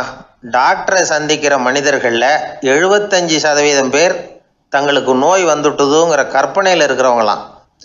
நிஜமாவே நோய் கிடையாது அவங்களுக்கு. இந்த பயத்தின் அறிகுறிகள் என்னென்னா, வியாதிக்கான அறிகுறிகள் தன்னிடம் இருக்கிறதாக நினச்சிக்கிறது, எந்த நேரமும் வியாதியை பற்றியே பேசி பேசி மனசை அங்கேயே வச்சிருக்கிறது, நோய் சம்பந்தமான செய்திகளை படித்து நமக்கு இப்படி ஆயிடுமோ அப்படின்னு வேதனைப்படுறது, இதெல்லாம் தான் அதுக்கு அறிகுறிகள். 4வது பயம் காதல் தோல்வி. இது ரொம்ப வேதனை, உடம்பையும் மனசையும் சீரழிச்சு விடும். ஆண்களை விட பெண்கள் தான் இந்த பய உணர்வில் அதிகமாக பாதிக்கப்படுறாங்க. 5வது முதுமை பற்றிய பயம். 6வது மரண பயம், வயசான காலத்தில் எப்படி சமாளிக்கிறது அப்படிங்கிற பயம். ஆக இதையெல்லாம் நாம் புரிஞ்சிக்க வேண்டியது ரொம்ப அவசியம். இந்த 6 வகை பயங்களை சரியாக புரிஞ்சுக்கிட்டு நாம் நடந்துக்கணும். வாழ்க்கையின் முன்னேற்றத்துக்கு இந்த பயங்கள் முட்டுக்கட்டே ஆகிடக்கூடாது. உழைச்சி பணம் சேர்க்கணும், உற்சாகமாக மனசை வச்சுக்கணும். மனசை கட்டுப்படுத்துகிற மார்க்கம் தெரிஞ்சுக்கிட்டா போதும், எல்லாம் சரியாக வந்துடும். நம்ம ஆள் ஒருத்தன் சொன்னான், சார் எனக்கு வறுமை பற்றிய பயம்தான் இருந்தது, ஒரே ராத்திரியில் 30,000 ரூபா தயார் பண்ணிவிட்டேன், இப்போ எனக்கு இன்னொரு பயம் வந்துட்டுதுன்னா. என்ன பயம்னு கேட்டாங்க. போலீஸு கண்டுபிடிச்சிருமோங்கிற பயம்னா. இது இந்த பயத்தில் அடங்காது. அதனால் அஞ்சி அஞ்சி சாவார், அஞ்சாத பொருள் இல்லை அப்படின்னு பாரதி சொன்னார் இல்லையா, அது மாதிரி பயத்தை புரிந்து கொண்டு அதற்கு தகுந்த மாதிரி நம்முடைய வாழ்க்கையை அமைத்து கொள்ள வேண்டும். அப்படி அமைத்து கொள்ளுகிறவர்களுக்கு வெற்றி நிச்சயம்.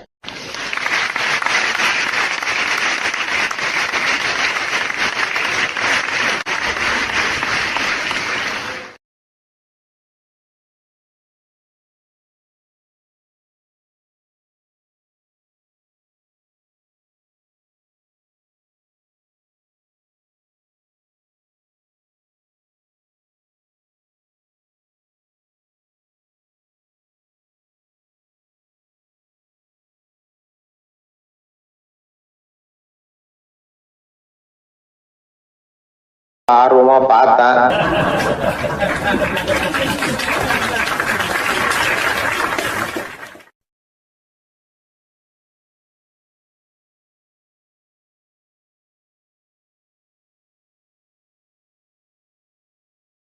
ஒரு ஊர்ல ஒரு ஆள் இருந்தான்.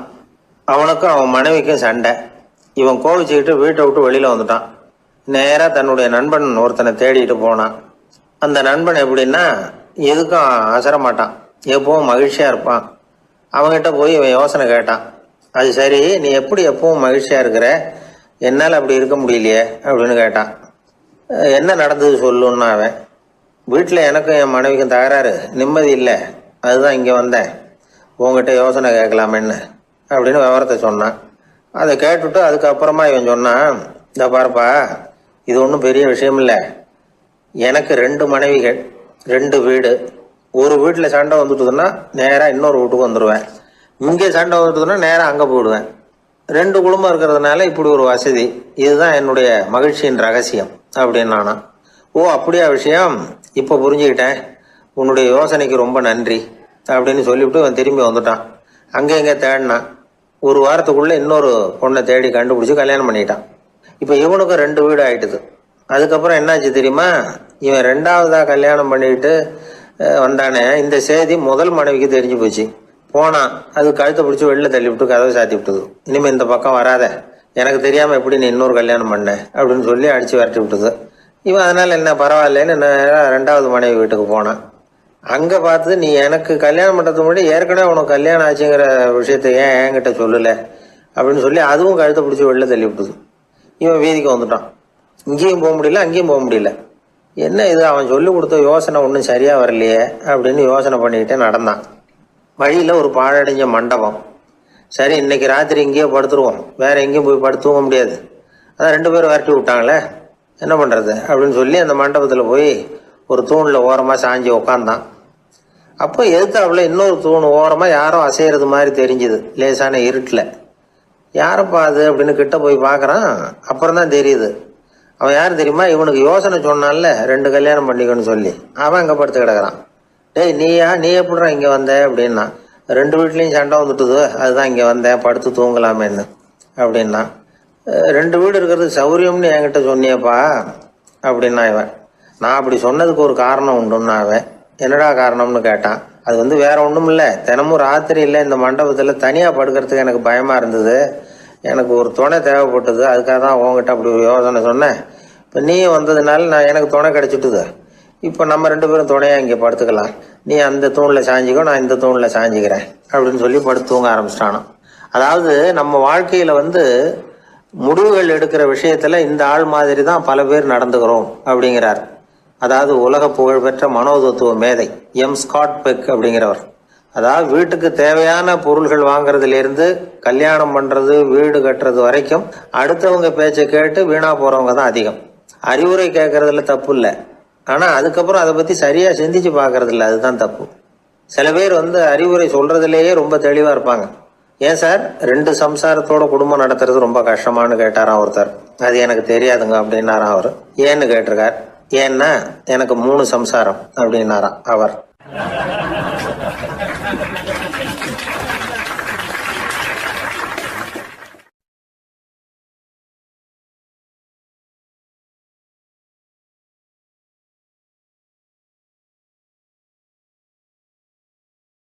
ஒரு புகழ்பெற்ற ஜப்பானிய சாமுராய் வீரன், வாள் வீசுறதுல ரொம்ப கெட்டிக்காரன். ஒரு கடுமையான போரில் கலந்து கொண்டுட்டு களைச்சி போய் திரும்பி வந்தான். படுக்கையில் விழுந்தான். பக்கத்தில் என்னமோ சத்தம் கேட்டுது. திரும்பி பார்த்தான். ஒரு எலி அவனை முறைச்சி பார்த்துக்கிட்டு இருந்தது. உடனே வாழை உருவனா வீசினான். அது தப்பிச்சிட்டு ஓடி போச்சு. எவ்வளோ முயற்சி பண்ணி பார்த்தா முடியல. கடைசியில் அந்த வாள் முறிஞ்சு போனது தான் மிச்சம். ஒரு பக்கம் அவனுக்கு இது அவமானமாக போயிட்டுது, இன்னொரு பக்கம் பயமாக போயிட்டுது. எவ்வளவோ போர்களில் எதிரிகளை பந்தாடினவன் அவன் ஒரு எலிகிட்ட தோற்று போய்டுறதா அவனால் சகிச்சிக்க முடியல. மனைவிகிட்ட சொன்னான் இப்படி நடந்துட்டுதுன்னு. அவன் சிரிச்சா. உங்களுக்கு புத்தியே இல்லை, எலியை போய் யாராவது வாளால் வெட்டுவாங்களா அப்படின்னு அந்த அம்மா சொன்னதும், நீ என்ன சொல்கிறேன்னா, ஒரு பூனையை கொண்டுட்டு வந்துட்டா போதும், அதுக்கப்புறம் ஏன் எலி வரப்போகுது அப்படின்னு அந்த அம்மா. உடனே ஒரு பூனை வந்து சேர்ந்தது. அது சாதாரண பூனை இல்லை, வீர சாகசங்கள்லாம் செஞ்சு பழக்கப்பட்ட பூனை. பெரிய இடத்துல வளர்ந்தது. அதை கொண்டுட்டு வந்துட்டாங்க. அந்த பூனை குறிப்பாத்து எலி மேலே பாஞ்சுது. ஆனால் அந்த எலியை சுலபமாக தப்பிச்சு போட்டுது. அடுத்தபடியாகவும் பாயறதுக்கு முயற்சி பண்ணிச்சு அந்த பூனை. ஆனால் அந்த எலியோ ரொம்ப தந்திரமாக திடீர்னு அந்த பூனையின் முகத்துக்கு நேராக பாஞ்சுது. அவ்வளவுதான். அந்த பூனை பயந்து போய் ஒரே தாவி ஜன்னல் வழியாக வெளியில் ஓடி போச்சு. அந்த வீரனுக்கு இது ஒரு பெரிய அதிர்ச்சியாக இருந்தது. அடுத்தபடியாக யோசனை பண்ணான். ராஜா வளர்த்துக்கிட்டு இருந்த அரண்மனை பூனையை ஒரு நாள் இரவலா கேட்டு வாங்கிட்டு வந்தான். ஊர் உலகம்லாம் பேர் வாங்கின பூனை இது. அந்த பூனையாலும் அந்த எலியை ஒன்றும் செய்ய முடியல. வீரனுக்கு ரொம்ப அதிர்ச்சி. அந்த அரண்மனை பூனைகிட்டையே போய் புலம்புனான். அரண்மனை பூனையே, நீயே தோற்று போயிட்டியே, இனிமேல் நான் என்ன செய்ய முடியும்னா. அந்த பூனை சிந்திச்சுது. அப்புறம் சொல்லிச்சு, இந்த காரியத்துக்கு இந்த மேல்மட்ட விவகாரம்லாம் சரிப்பட்டு வராது. சாதாரண வீட்டு பூனை கிடச்சிதுன்னா அதை கொண்டுகிட்டு வந்து விட்டுப்பார் அப்படின்னுது. சாதாரண பூனையால் என்ன செஞ்சிட முடியும்னா இவன் நம்பிக்கை இல்லாமல். இப்போ அந்த அரண்மனை பூனை சொல்லிச்சு, பெரிய வீட்டு பூனையெல்லாம் நல்லா சாப்பிட்டு தூங்கி பழக்கப்பட்டிருக்கோம். அதுக்கெல்லாம் ராஜதந்திரம் தெரியும், ஆனால் எலி பிடிக்க தெரியாது. அதுக்கான வளர்ப்பும் இல்லை, பயிற்சியும் இல்லை. ஏன்னா அதுக்கெல்லாம் பசி கிடையாது. சாதாரண வீட்டு பூனை அப்படி இல்லை, பசிக்கு ஆகாரம் தேடி அலையும். எலிகளை பிடிச்சி சாப்பிட்டுட்டு தான் உயிர் வாழும். அதனால் அதுகளுக்கு எலியை பிடிக்கிற எல்லா உத்திகளும் தெரியும், எங்களுக்கு தெரியாது அப்படின்னுது. அது சரியே, அதுவும் பூனை தான், நீயும் பூனை தான். அதால் முடிகிற காரியம் ஏன் உன்னால் முடியல அப்படின்னு கேட்டான் இவன். இதுக்கு அந்த பூனை சொல்லிச்சு, இதே கேள்வியை நானும் கேட்டேன். உன்னுடைய தந்திர முறை என்னன்னு கேட்டேன். அதுக்கு பதில் சொல்லாமல் படுத்து தூங்கி போச்சு. அதை மறுபடியும் எழுப்பி கேட்டேன். அதுக்கு கோவம் வந்துட்டுது. இதில் என்ன தந்திர முறை வேண்டியிருக்கு? நான் ஒரு பூனை, அவ்வளவுதான். பூனைன்னா பூனை, பூனை எலியை பிடிக்கும், நான் எலியை பிடிக்கிறேன், அவ்வளவுதான்னுது அப்படின்னு சொல்லி விவரமாக சொல்லிச்சு அந்த அரண்மனை பூனை. உடனே ஒரு சாதாரண பூனையை கொண்டுட்டு வந்துட்டாங்க. கொண்டாந்து விட்டால் அது பார்க்குறதுக்கு ரொம்ப சாதாரணமாக தெரிஞ்சுது. இந்த வீரனுக்கு நம்பிக்கை வரல. இருந்தாலும் அதை கொண்டுட்டு வந்து வீட்டுக்குள்ளே விட்டான். ஒரே நிமிஷம் அந்த எலியை கவிட்டு வெளியில் ஓடிப்போச்சு. மேலிடத்து பூனைகள்லாம் இதை வேடிக்கை பார்த்துக்கிட்டு வெளியில் நின்றுக்கிட்டு இருக்குது. எல்லாரும் மெதுவாக அந்த பூனையை நெருங்கி, உங்ககிட்ட அப்படி என்ன தனிப்பட்ட திறமை, அதோட ரகசியம் என்னன்னு கேட்டாங்க.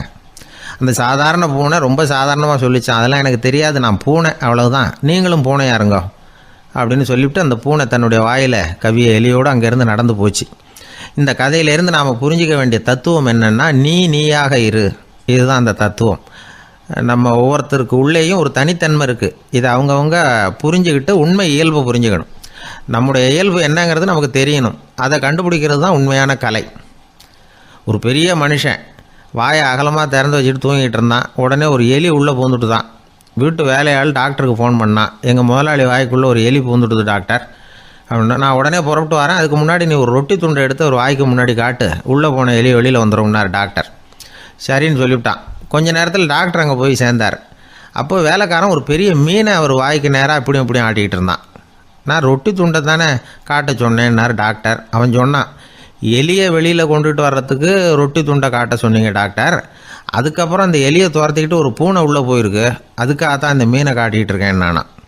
இது எதுக்குன்னா, இப்படி வேடிக்கையாக சொல்கிறது, பூனை பூனையாக இருக்க வேண்டும், எலி எலியாக இருக்க வேண்டும், மனுஷன் மனுஷனாக இருக்க வேண்டும் அப்படிங்கிறத புரிஞ்சுக்கிறது. நாம இருக்கிற வரை வெற்றி நிச்சயம்.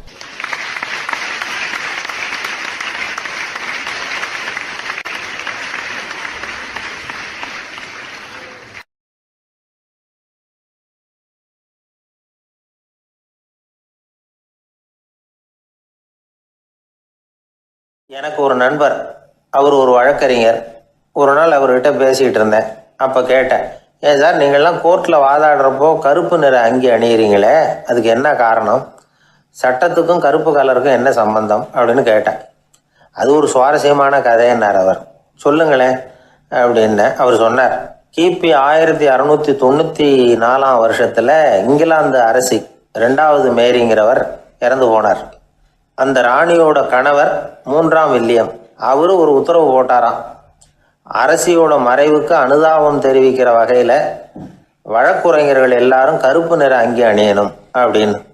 அன்னைக்கு ஆரம்பித்த அந்த பழக்கம் அதுக்கப்புறம் மாறவே இல்லையாம், இன்னைக்கும் தொடருது. வழக்குரைஞர்கள்லாம் முதல்ல கருப்பு அங்கி மட்டும்தான் அணிஞ்சாங்களாம். அதில் ஒரு சின்ன சங்கடம், ஏற்கனவே உடம்பு கருப்பாக இருக்கிறவங்க அதுக்கு மேலே கருப்பு ட்ரெஸ் வேறு போட்டுக்கிட்டா முகம் பளிச்சுன்னு தெரியாது இல்லையா? அதனால் முகம் பளிச்சுன்னு தெரியறதுக்காக அவங்கெல்லாம் வெள்ளை நிற பட்டியை அணிய ஆரம்பித்தாங்களாம். இப்படி தான் இங்கிலாந்தில் அந்த பழக்கம் ஆரம்பமாயிருக்குது. அந்த சமயத்தில் இந்தியாவை ஆண்டது பிரிட்டிஷ்காரங்க தானே, அதனால் இங்கேயும் அந்த பழக்கம் அப்படி நடைமுறைக்கு வந்துட்டுது. அதே மாதிரி சர்ச்சிலின் மூதாதையரான மார்ல்பரோ பிரபுவின் ஞாபகார்த்தமாக நீதிபதிகள் இந்த வெள்ளை குள்ளாய் அணிகிற முறை பழக்கத்துக்கு வந்துதான். இதுதான் என்னுடைய நண்பர் சொன்ன தகவல். இங்கிலாந்தில் நீதிமன்றம்ங்கிறது ரொம்ப மதிப்புள்ளது. அந்த அளவுக்கு சட்டத்துக்கு அங்கே மரியாதை. அங்கே நடந்த ஒரு சுவாரஸ்யமான நிகழ்ச்சியை ஒரு சகோதரி எழுதி அனுப்பியிருந்தாங்க. அவங்க அப்பா நீதித்துறையை சேர்ந்தவரா. அவர் சொன்னதான் இது. அவங்க எழுதி அனுப்பியிருந்த விஷயம் என்னென்னா, அங்கே ஒரு கேஸில் ஒரு முக்கியமான தீர்ப்பு வழங்க வேண்டியிருக்குது.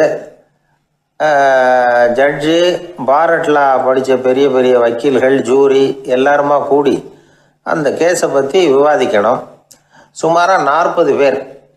இதுக்காக கோர்ட்டு ஹாலில் விசேஷ சேம்பரில் நுழையிறதுக்கு முன்னாடி அவங்கெல்லாம் தங்களுடைய கோட்டு தொப்பி எல்லாத்தையும் கழட்டி அங்கே நின்றுக்கிட்டு இருந்த ஒரு அட்டெண்டர்கிட்ட கொடுத்துட்டு உள்ளே போனாங்க.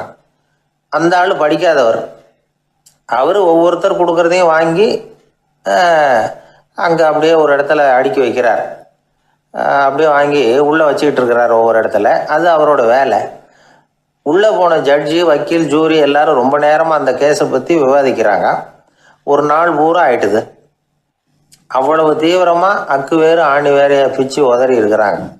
ஒரு வழியாக 13 மணி நேரம் கழித்து வெளியில் வந்திருக்கிறாங்க. ஒவ்வொருத்தராக வர வர அந்த அட்டெண்டரும் அவங்கவுங்க கோட்டு தொப்பியை அவங்கக்கிட்ட எடுத்து ரொம்ப மரியாதையாக திருப்பி கொடுத்துக்கிட்டு இருக்கிறார். கடைசியாக ஜட்ஜ்மெண்ட்லாம் எழுதி முடிச்சுட்டு ரொம்ப திருப்தியோடவும் களைப்போடவும் வெளியில் வந்துக்கிட்டு இருக்கிறாராம். இந்த ஆள் அவருடைய மேல் கோட்டையும் தொப்பியையும் எடுத்து அவர்கிட்ட ரொம்ப மரியாதையோடு நீட்டினாராம். ஜட்ஜுக்கு ரொம்ப ஆச்சரியம். இந்த ஆள் எப்படி இவ்வளவு பேரோட கோட்டு தொப்பி எல்லாத்தையும் ஞாபகம் பேசகாமல் திருப்பி கொடுக்குறார் அப்படிங்கிறது அவருக்கு ஆச்சரியம். அதனால் அவர் அந்த ஆளை பார்த்து கேட்டாராம், ஏப்பா இந்த கோட்டை கொடுக்குறியே, இது என்னோடது தானா, என்னோடது தான்னு உனக்கு எப்படி தெரியும் அப்படின்னாராம். இதுக்கு அந்த பியூனு ரொம்ப பதவிசாக பதில் சொன்னாராம், ஐயா இந்த கோட்டு ஹேட்டை உங்ககிட்ட வாங்கி மாட்டினேன், இப்போ திரும்ப உங்ககிட்ட தரணும், தந்துட்டேன், இதுதான் என்னோட வேலை. மற்றபடி இது உங்களோட தான் இல்லையா அப்படிங்கிறதெல்லாம் எனக்கு தெரியாதுங்க அப்படின்னாராம்.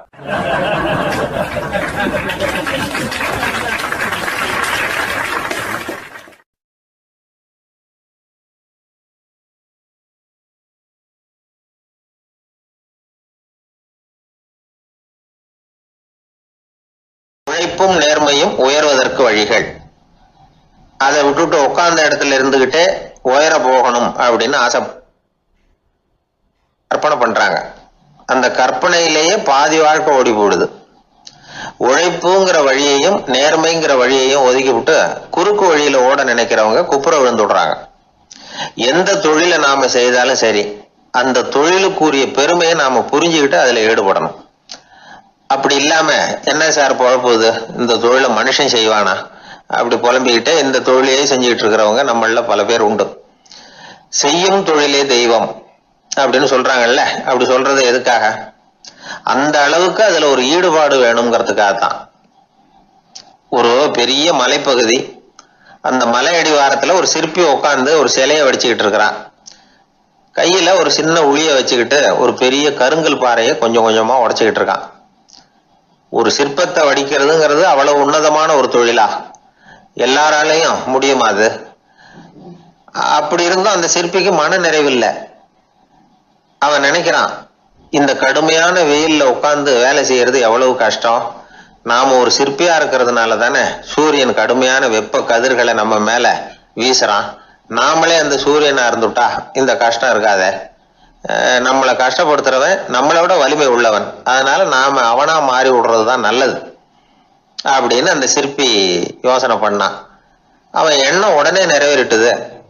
இயற்கைங்கிற மாபெரும் சக்தி அவனை ஒரு சூரியனா மாத்தி விட்டது. சிற்பி இப்போ ஒரு சூரியனா மாறினான்.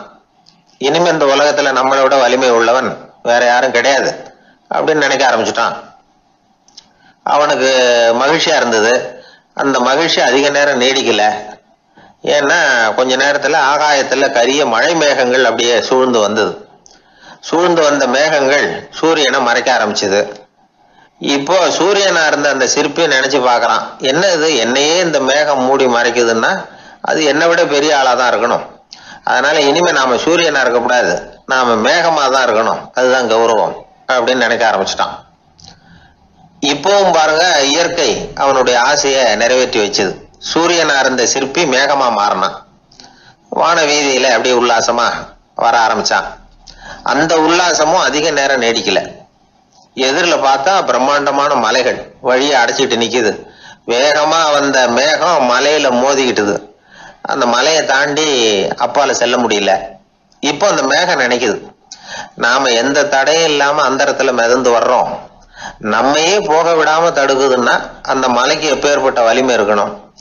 இனிமேலும் நாம மேகமா இருந்து பிரயோஜனம் இல்லை, இருந்தா மலையா இருக்கணும், அதுதான் பெருமை அப்படின்னு நினைக்க ஆரம்பிச்சான். இப்பவும் பாருங்க, இயற்கை அவனுடைய ஆசையை நிறைவேற்றி வச்சது. மேகமா இருந்த சிற்பி மலையா மாறினான். பெரிய மலை பூமிக்கும் வானத்துக்குமா நின்றுகிட்டு இருக்கு. இனிமே நமக்கு எந்த கவலை இல்லை அப்படின்னு நினைச்சது அந்த மலை. இப்படி நினைச்சுக்கிட்டு இருந்த வேளையில அந்த மலையோட காலடியில அடிவாரத்துல ஏதோ சத்தம் கேட்டுது. என்ன சத்தம் இது அப்படின்னு சொல்லி அந்த மலை மெதுவா குனிஞ்சு பார்த்துதான். பார்த்தா அங்க ஒரு மனுஷன் தன்னுடைய கையில உளிய வச்சுக்கிட்டு மலையை கொத்திக்கிட்டு இருக்கிறான். ஏதோ ஒரு சிற்பத்தை வடிக்கிறதுக்காக அவன் முயற்சி பண்ணிட்டு இருக்கிறான். இப்போ அந்த மலை நினைச்சுதான், மலையே ஒருத்தன் உடைக்கிறான்னா அவன் எப்பேற்பட்ட வலிமை உள்ளவனா இருக்கணும். இனிமேலும் மலையா இருந்து பிரயோஜனம் இல்லை, மனுஷனா மாறணும், அதுதான் சரி அப்படின்னு நினைச்சுதான். அந்த வினாடியே அந்த மலை ஒரு மனுஷனா மாறிச்சு. அவன் கையில ஒரு உளி, பழையபடியே ஒரு கருங்கல் பாறையை கொத்த ஆரம்பிச்சான். அந்த ஆள் பழைய நிலைமைக்கு வந்துட்டான். இந்த கதையிலிருந்து நாம தெரிஞ்சுக்க வேண்டியது என்னன்னா, தன்னுடைய உண்மையான பலம் என்னங்கிறது தெரியாமலே தாவி தாவி தடுமாறிக்கிட்டு இருக்கிறான் மனுஷன் அப்படிங்கிறது தான். இனிமேலாவது அதை புரிஞ்சுக்கணும், புரிஞ்சுக்கிட்டு புறப்படணும் வாழ்க்கையில வெற்றி பெறறதுக்கு. ஒரு குடும்ப தலைவருக்கு விபரீதமா ஒரு ஆசை வந்துதான்.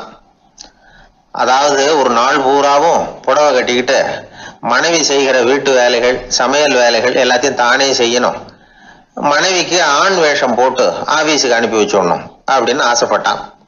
இதுதான் அந்த ஆசை. அதே மாதிரி செஞ்சான். பெண் வேஷத்துல சமையல் பண்ணிட்டு இருந்தான். இருட்டி விட்டுது. இந்த சமயத்துல வாசல் கதவு தட்டப்படுற சத்தம் கேட்டுது. ஓடி போய் திறந்தான். பக்கத்து வீட்டம்மா கிடுகிடுன்னு உள்ள வந்துட்டாங்க, காப்பி பொடியோ ஏதோ வாங்கறதுக்கு. இவன் பயந்து போய், கமலாம்மா, நான் சுசீலா இல்ல, சுசீலாவோட புருஷன், பெண் வேஷத்துல இருக்கிறேன், சும்மா ஒரு சேஞ்சுக்காக அப்படின்னா. உடனே அந்த அம்மா கிட்ட பயப்படாத, நானும் கமலா இல்ல, கமலாவோட புருஷன், இதுவும் சும்மா ஒரு சேஞ்சுக்காகத்தான் அப்படின்னு நானா. இப்படி வாழ்க்கைய விபரீதமா நினைச்சுக்கிட்டு வேற வேற கற்பனைகள்ல வீணாக்கிக்கிட்டு இருக்கிறவங்க தான் ரொம்ப அதிகம். நாம அதுவா மாறணும்னு நினைக்கிறது தப்பு, நாம இருக்கணும் அப்படின்னு நினைக்கிறது தான் உண்மை, அதுதான் சரி. அந்த சிற்பி என்னென்னோ கற்பனை பண்ணி கடைசியில மறுபடியும் சிற்பியாகவே சேர்ந்தான் பாருங்க. அதனால நம்முடைய உண்மையான பலம் என்ன அப்படிங்கிறத தெரிஞ்சுக்கிட்டு நடந்துகிட்டோம்னா வாழ்க்கையில எப்பொழுதும் வெற்றி நிச்சயம்.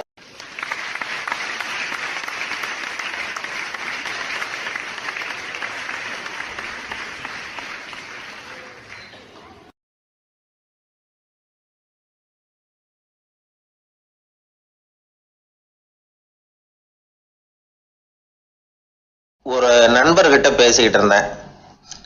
அவருடைய உறவினர் ஒருத்தர் ஒரு நேர்முக தேர்வுக்கு போயிருந்தாராம், இன்டர்வியூக்கு. ரொம்பவும் பொறுப்பாகவும் கவனமாகவும் செயல்பட வேண்டிய பதவிக்கான நேர்காணல் அது. இவர் எழுத்து தேர்வுல ஏராளமான மதிப்பெண்கள் வாங்கிவிட்டார். அதனால அதை பத்தி கவலை இல்லை.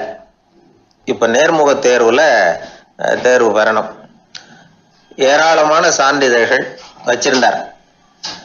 நேர்காணல்ல கேட்கப்பட்ட எல்லா கேள்விகளுக்கும் சரியான பதில தான் சொன்னார். இருந்தாலும் பாருங்க, அந்த நேர்முக தேர்வுல அவர் தேர்ந்தெடுக்கப்படல. என்ன காரணம் அப்படின்னு பின்னாடி விசாரிச்ச போதுதான் விவரம் தெரிஞ்சுதான். அது என்ன ஆயிருக்குதுன்னா, அந்த நேர்காணலின் போது இவர் நடந்துகிட்ட முறையில சில தவறுகள் நடந்து போச்சான். முக்கியமா 2 தவறுகள். ஒண்ணு, அவங்க ஒரு கேள்வியை கேட்டு முடிக்கிறதுக்குள்ளேயே இவர் பதில் சொல்ல ஆரம்பிச்சுட்டாராம். 2வது என்னன்னா, இவர் நாற்காலியில தாராளமா இயல்பா சாஞ்சி உட்காராம நாற்காலி முனையில உட்கார்ந்துருந்தாராம். இந்த 2 விதமான செயல்பாடுகளும் இவர் அவசரப்படுறவர், பதற்றப்படுறவர் அப்படிங்கிறதுக்கான அடையாளங்கள். அதாவது கேள்வியை கேட்டு முடிக்கிறதுக்குள்ளேயே முந்திக்கிட்டு பதில் சொல்றது. 2வது, நாற்காலியில இயல்பா தாராளமா உட்காராம நாற்காலி முனையில உட்கார்றது. பார்க்க போற வேலைக்கு அவசரம், பதற்றம் இது 2 இருக்கப்படாதான். அதனால மார்க் இருந்தும் சர்டிபிகேட் இருந்தும் அந்த வேலை வாய்ப்பு அவருக்கு கிடைக்கல. வேலை கொடுக்கறவங்க நம்ம கிட்ட இருந்து என்னதான் எதிர்பார்க்கறாங்க, இதை தெரிஞ்சு வச்சுக்கிறது நல்லது. முதல்ல மற்றவர்களுடன் தொடர்பு கொள்ளும் திறமை, அதாவது எபிலிட்டி டு கம்யூனிகேட். நீங்க நினைக்கிறத அழகா தொகுத்து வகைப்படுத்தி சொல்ல தெரியுதான்னு பார்ப்பாங்க. உங்க திட்டங்களை அடுத்தவங்க ஏற்றுக்கொள்ளக்கூடிய விதத்துல வெளிப்படுத்துறதுக்கு உங்களால முடியுதான்னு பார்ப்பாங்க. இதுக்கு என்ன செய்யறது? குழப்பம் இல்லாம சிந்திக்கணும், குழப்பம் இல்லாம பேசணும். ரெண்டாவது விஷயம் என்னன்னா புத்திசாலித்தனம், அதாவது இன்டெலிஜென்ஸ். ஏத்துக்க போற வேலையை நல்ல விதமா செய்ய முடியுமா உங்களால, அதை எந்தெந்த வழியில செய்யலாம் அப்படிங்கிறத உங்களால தீர்மானிக்க முடியுமா, அந்த வேலைக்கான புது புது யோசனைகளை உங்களால சொல்ல முடியுமா அப்படின்னு பார்ப்பாங்க. இது இன்டெலிஜென்ஸ். மூணாவது தன்னம்பிக்கை, அதாவது செல்ஃப் கான்ஃபிடன்ஸ். உங்களுக்கு அது உண்டா அப்படிங்கிறத கவனிப்பாங்க. எந்த சூழ்நிலையையும் சமாளிக்கணும், எப்படிப்பட்ட மனிதர்களையும் சமாளிக்கிற தைரியம் வேணும், அடுத்தவங்களை நமக்கு சாதகமா திருப்பக்கூடிய தன்னம்பிக்கை வேணும். நாலாவது பொறுப்புகளை முன்வந்து ஏற்றுக்கொள்ளுதல், வில்லிங்னஸ் டு அக்செப்ட் ரெஸ்பான்சிபிலிட்டி. பொறுப்புகள்ல இருந்து நழுவி போக ஆசைப்படாம செஞ்சு முடிக்கணும். அஞ்சாவது முன் வருதல், இனிஷியேட்டிவ். வேலையோட முக்கியத்துவம் உணர்ந்து அதை ஏத்துக்கிட்டு தகுந்த நடவடிக்கைகளை தயங்காம எடுக்கிறதுக்கு முன் வரணும். ஆறாவது என்னன்னு கேட்டீங்கன்னா தலைமைத்துவம், லீடர்ஷிப். 4 பேருக்கு தலைமை தாங்கி நல்ல விதத்துல நடந்துக்க தெரியுதா. ஏழாவது கற்பனை திறன், இமேஜினேஷன். சில பிரச்சனைகள் வரக்கூடும் அப்படின்னு முன்கூட்டியே யூகிச்சு அதுக்கு தகுந்த மாதிரி நடவடிக்கை எடுக்கிற திறமை உண்டா அப்படிங்கிறத பார்ப்பாங்க. எட்டாவது என்னன்னா வளைந்து கொடுத்தல், பிளெக்சிபிலிட்டி. சூழ்நிலைக்கு தகுந்த மாதிரி, மாற்றங்களுக்கு தகுந்த மாதிரி அனுசரிச்சு நடந்துக்கிறதுக்கு தெரியுதா உங்களுக்கு அப்படிங்கிறத கவனிப்பாங்க. அடுத்தது திறமைகளை வெளிக்கொணரும் திறமை, இன்டர்பர்சனல் ஸ்கில்ஸ். அடுத்தவங்க கிட்ட இருக்கிற திறமையை கண்டுபிடிச்சு அதை நல்ல விதத்துல ஊக்கப்படுத்தி பயன்படுத்த தெரியுதா அப்படின்னு பார்ப்பாங்க. ஆறாவது சுய அறிவு, செல்ஃப் நாலேஜ். அடுத்தவங்க நம்மளை பத்தி என்ன நினைக்கிறாங்க அப்படிங்கிறத நம்மளால புரிஞ்சுக்க முடியுதாங்கிறது முக்கியம். அடுத்தது போட்டி மனப்பான்மை, காம்படிட்டிவ்னஸ். அடுத்தவங்களை ஒப்பிட்டு பார்த்து அதை விட ஒரு படி மேல வரணுங்கிற குணம் வேணும். இதுக்கு அடுத்தது என்னன்னா குறிக்கோளை வெல்லுதல், கோல் அச்சீவ்மெண்ட். குறிக்கோளை சவாலா எடுத்துக்கிட்டு அதை அடையணும். அப்புறம் வேறுபட்ட திறமைகள், ஒகேஷனல் ஸ்கில்ஸ். பதவிக்கு வேண்டிய திறமைகள் தவிர மற்ற திறமைகள் எதுவும் உண்டாங்கிறது முக்கியம்.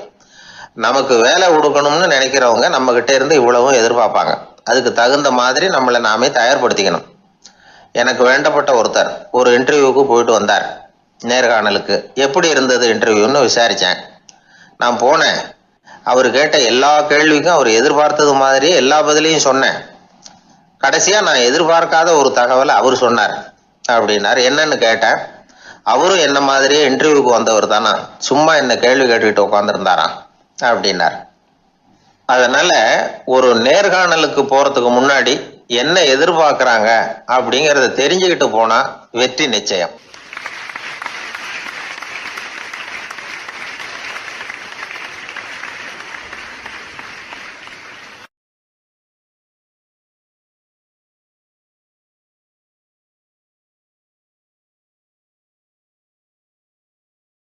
அன்பா இருக்கணும்னு அநேக பெரியவங்க சொல்லியிருக்கிறாங்க.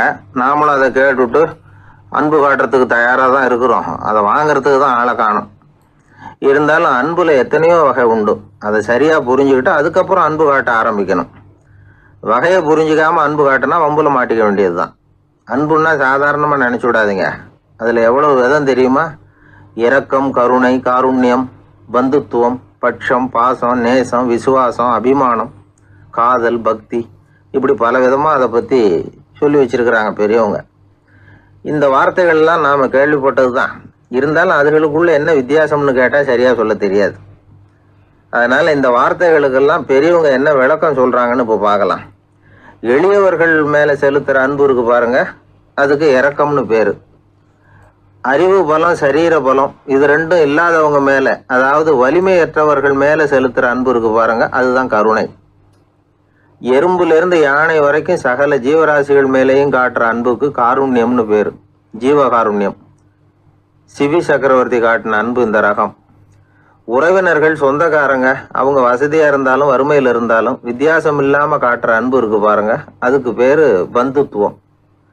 ஒரு எஜமானன் வேலையாள்கிட்ட காட்டுற அன்பு இருக்கு பாருங்க, அதுக்கு பேரு தான் பட்சம். அவனும் தன்னை மாதிரி மனுஷன்தாங்கிற நினைப்பு வேணும். ஒரு தாய் தன்னுடைய குழந்தை மேல, ஒரு குழந்தை தன்னுடைய தாய் மேல செலுத்துற அன்புக்கு பாசம்னு பேரு. ஈருடல் ஓர் உயிர்னு நினைக்கிறது இது. ராமரும் கௌசலையும் இதுக்கு உதாரணம். தம்மை ஒத்த நண்பர்கள் கிட்ட செலுத்துற அன்புக்கு நேசம்னு பேரு. வயசு, செல்வம், அந்தஸ்து இந்த வித்தியாசமெல்லாம் பார்க்காம அவங்க சுக துக்கத்துல சமபங்கு எடுத்துக்கிறது இது. கிருஷ்ணன் குசேலர்கிட்ட காட்டினது இந்த ரகம். வேலை செய்யறவன் முதலாளி கிட்ட காட்டுற அன்புக்கு விசுவாசம்னு பேரு. தேசத்து மேலையும் தாய்மொழி பேர்லையும் செலுத்துற அன்புக்கு அபிமானம்னு பேரு. தேசாபிமானம்னு சொல்றமே இதுதான். ஒரு கணவன் மனைவி பேர்ல காட்டுற அன்புக்கு காதல்னு பேரு. கடவுள் பேர்ல செலுத்துற அன்புக்கு பக்தின்னு பேரு. இப்படி அன்புல பல ரகம் இருக்கிறப்போ அதுல உள்ள வித்தியாசம் தெரியாம இடம் மாத்தி அன்பு காட்டினா இடைஞ்சல் தான். சரி, இந்த அன்பை பத்தி விஞ்ஞானம் என்ன சொல்லுது தெரியுமா? இதயத்தை பாதுகாக்கிறதுக்கு முக்கியமா தேவைப்படுற ஒண்ணு இந்த அன்புதான்னு சொல்லுது. நெதர்லாந்து விஞ்ஞானிகள் இதை ஆராய்ச்சி பண்ணியே கண்டுபிடிச்சிருக்கிறாங்க. கொஞ்சம் முயல் குட்டிகளை 2 பிரிவா பிரிச்சாங்க. 2 குரூப்புக்கும் கொழுப்பு அதிகமா உள்ள ஆகாரத்தையே கொடுத்துக்கிட்டு வந்தாங்க. ஆனா ஒரு குரூப்புக்கு வெறுமன ஆகாரத்தை கொடுத்ததோட சரி, இன்னொரு குரூப் முயல்களுக்கு ஆகாரம் கொடுத்ததோட நிறுத்திக்கல. அதுக்கு முன்னாடி கூண்டுகளை திறந்து விட்டு முயல்களை கொஞ்ச நேரம் எடுத்து கொஞ்சி விட்டு அதுக்கப்புறமா ஆகாரம் கொடுத்தாராம் ஆராய்ச்சியாளர். இந்த குரூப்புக்கு இதய பாதிப்பு 60% குறைச்சலா இருந்துதான். சில நோயாளிகளுக்கு ஹார்ட் அட்டாக் வந்தாலும் அதை தாங்கிக்கிட்டு குணமாகிற சக்தி அதிகமா இருக்குது. இது எப்படின்னு ஆராய்ச்சி பண்ணி பார்த்துருக்குறாங்க. அவங்கெல்லாம் மனைவி தன் பேர்ல ரொம்ப அன்பா இருக்கிறதாக நினைக்கிறவங்களா இருக்கிறாங்களாம். இதய நோயாளிகள் பல பேரை சந்திச்சு இதய நோய் ஏற்பட என்ன காரணம்னு கேட்டிருக்கிறாங்க. அவங்க சொன்ன காரணம்லாம் சாப்பாடு சம்பந்தமா இல்லையா, மனைவி அன்பா இல்லை, இப்படிப்பட்ட காரணத்தை தான் சொல்றாங்களாம். அதனால இதயத்தை பாதுகாக்கணும்னு நினைக்கிறவங்க அடுத்தவங்க அன்பா இருக்கிறது மாதிரி பார்த்துக்குங்க, அதுதான் முக்கியம். ஒருத்தர் முகம் பூரா பிளாஸ்டரி போட்டுக்கிட்டு வந்தார். ரொம்ப கோபமா, என்னங்க ஆச்சுன்னு விசாரிச்சேன். எல்லாம் உங்களால தான் சார்னார். விவரமா சொல்லுங்களேன். என்ன? உங்க தகவலை கேட்டுட்டு ஒரு பூனைக்குட்டியை கையில எடுத்தேன், அன்பா அதை தடவி கொடுக்கறதுக்காக. ஆனா அது முந்திக்கிட்டது, அது என் முகத்தை தடவி கொடுத்துட்டுது. முகம் பூரா நகை கீறல், அதுதான் இப்படி அப்படின்னார். அன்புல அறிவு சேராததுனால வந்த கோளாறு இது.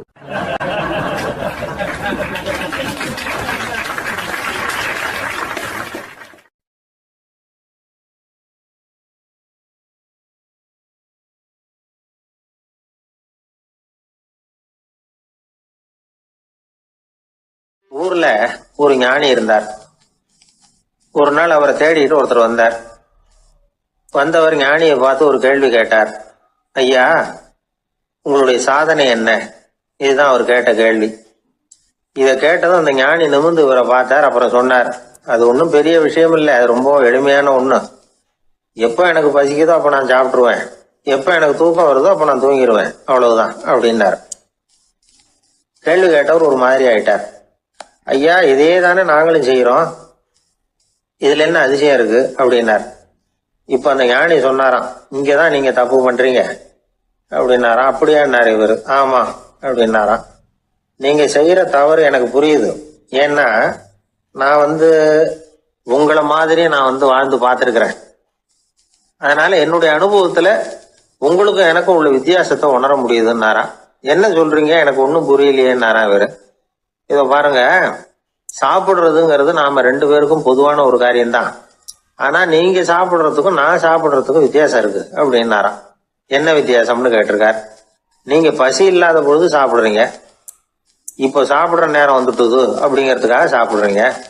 சாப்பாடு ருசியா இருக்கு அப்படிங்கிறதுக்காக சாப்பிடுறீங்க. எது தேவைங்கிறது தெரியாம சாப்பிடுறீங்க.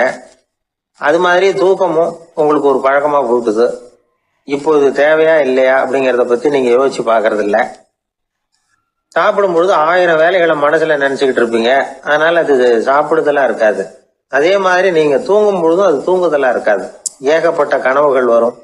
உங்க மனசு மேலும் மேலும் கனவுகளை உருவாக்கி கொண்டே இருக்கும். அதனால எனக்குள்ள நடக்கிறது வேற மாதிரி, நீங்க நினைக்கிறது மாதிரி இல்ல. எனக்குள்ள நடக்கிறது எப்படின்னா, நீங்க செய்யறது மாதிரி இல்ல. தூக்க உணர்வு வந்த உடனே தூங்குதல் மட்டுமே நடைபெறும். அதுதான் என்கிட்ட நடக்கிறது அப்படின்னு அந்த ஞானி. இப்ப வித்தியாசம் புரியுதா? அந்த ஞானி சாப்பிட்றத அனுபவிக்கிறார், அது எக்ஸ்பீரியன்ஸ். நாம் அப்படி இல்லை, மனம் போன போக்கில் சாப்பிட்றோம். இது இன்டெலிஜிங். இது ரெண்டுலேயும் செயலில் வேறுபாடு இல்லை, விழிப்புணர்வுல தான் வேறுபாடு இருக்கு. அவர் சாப்பிடும் பொழுது ஒரு சாட்சி மனோபாவத்தோட சாப்பிட்றார். எவ்வளவு தேவையோ அவ்வளவுதான் சாப்பிட்றார். ஏன்னா அவருடைய விழிப்புணர்வு முழுமையா செயல்படுது. அதனால அவர் சாப்பிடும் பொழுது நம்மை விட மகிழ்ச்சியா இருக்கிறார். நாம அப்படி இல்லை, வயிற்றை நிரப்புறதுக்காக சாப்பிட்றோம். இன்னும் சொல்ல போனா சாப்பிடும் பொழுது நாம அங்கேயும் இருக்கிறது இல்லை, எங்கேயோ போயிடுறோம். உடம்பு மட்டும்தான் அங்க இருக்கும். ஆனா ஞானி அப்படி இல்லை, அவர் சாப்பிடும் பொழுது சாப்பிடுதல் மட்டுமே இருக்கும். எந்த ஒரு செயலையும் விழிப்புணர்வோட செய்யலாம், மனம் போன போக்கிலையும் செய்யலாம். விழிப்புடன் செய்யறப்போ செய்யும் செயல் நம்ம அனுபவமாகிறது, அவ்வளவுதான். இதெல்லாம் பெரிய தத்துவம் மாதிரி தெரியும். இருந்தாலும் நாம புரிஞ்சுக்க வேண்டியது என்னன்னா, எந்த காரியத்தை செஞ்சாலும் அதுல முழு ஈடுபாடு வேணுங்கிறது முக்கியம். அந்த அளவுக்கு முதல்ல நம்மளை மாத்திக்கிட்டா போதும். ஆனா நம்ம ஆளுங்க அந்த அளவுக்கு இருக்கிறது இல்ல, எல்லாமே அரைக்குறை தான். கேட்டா ஞாபகம் மருதி. ஒருத்தன் என்ன பண்ணானா, விமான டிக்கெட் வாங்கிக்கிட்டு ரயில்வே ஸ்டேஷனுக்கு வந்துட்டான். அப்புறம் தான் புரிஞ்சுது தவறுதலா இங்க வந்துட்டோம்ங்கிறது. உடனே அவசரமா விமான நிலையத்தை நோக்கி ஓடி இருக்கிறான். அங்க போய் கவுண்டர்ல கேட்டிருக்கான், மேடம் நான் தவறுதலா ரயில்வே ஸ்டேஷனுக்கு போயிட்டேன், இப்ப விமானத்தையும் தவற விட்டுட்டேன், அடுத்த பிளைட்ல எனக்கு இதை மாத்தி தர முடியுமான்னு கேட்டிருக்கான். முடியாதுன்னாங்களாம் அந்த அம்மா. ஏன்னு கேட்டானா, ஏன்னா இப்ப நீங்க வந்திருக்கிறது பஸ் ஸ்டாண்டு அப்படின்னாங்களாம்.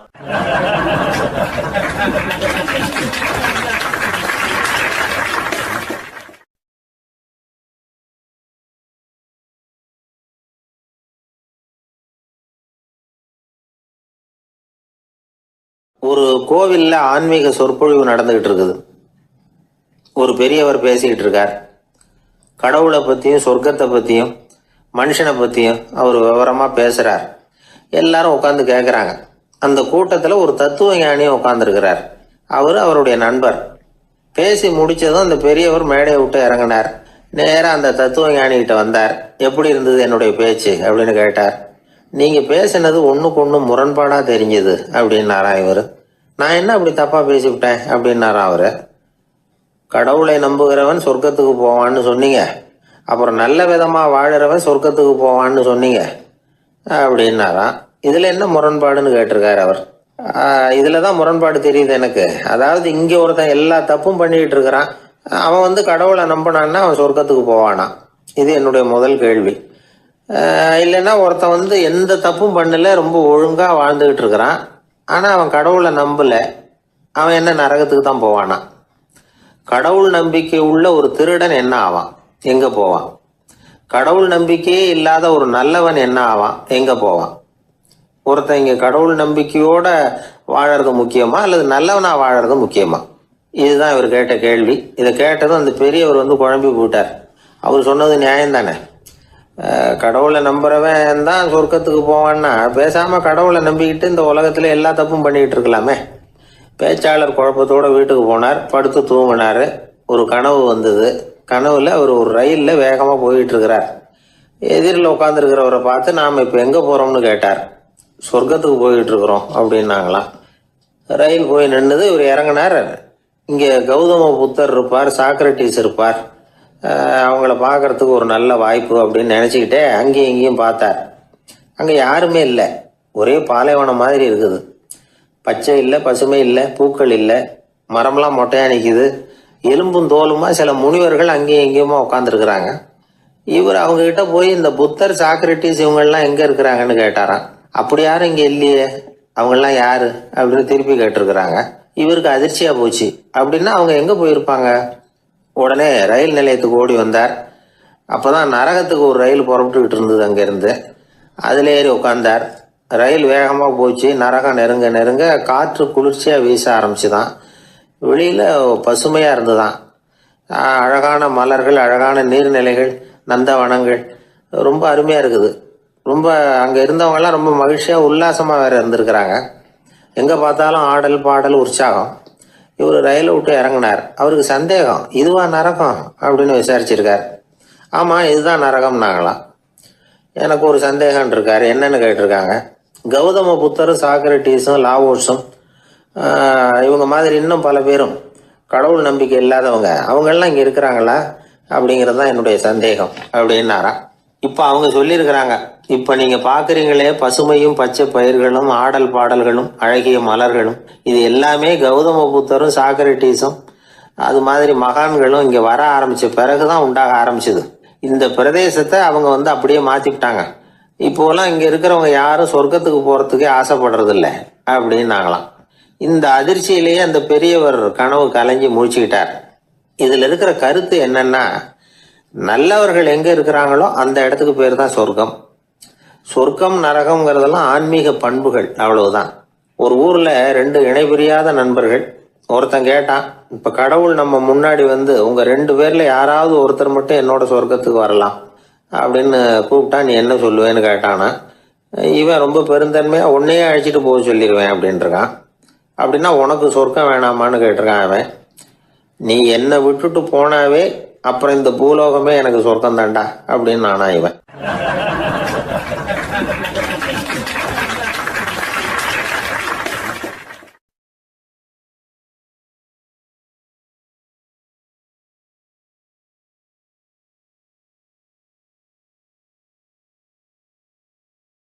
சீடன் வெளியூர் புறப்படுறதுக்கு தயாரா இருந்தான். ரொம்ப தூரம் போக போறான். திரும்பி வர நாளாகும். புறப்படுறதுக்கான ஆயத்த வேலைகளில் ஈடுபட்டிருந்தான். அந்த சமயம் பார்த்து இன்னொரு சீடன் அவன்கிட்ட வந்தான். நம்ம குரு உன்னை அழைச்சிட்டு வர சொன்னார் வா அப்படின்னு கூப்பிட்டான். இவன் உடனே புறப்பட்டு போனான். குருநாதரை பார்த்தான். அவர் காலில் விழுந்து வணங்கினான். வணங்கிவிட்டு எழுந்திரிச்சான். அவ்வளவுதான்.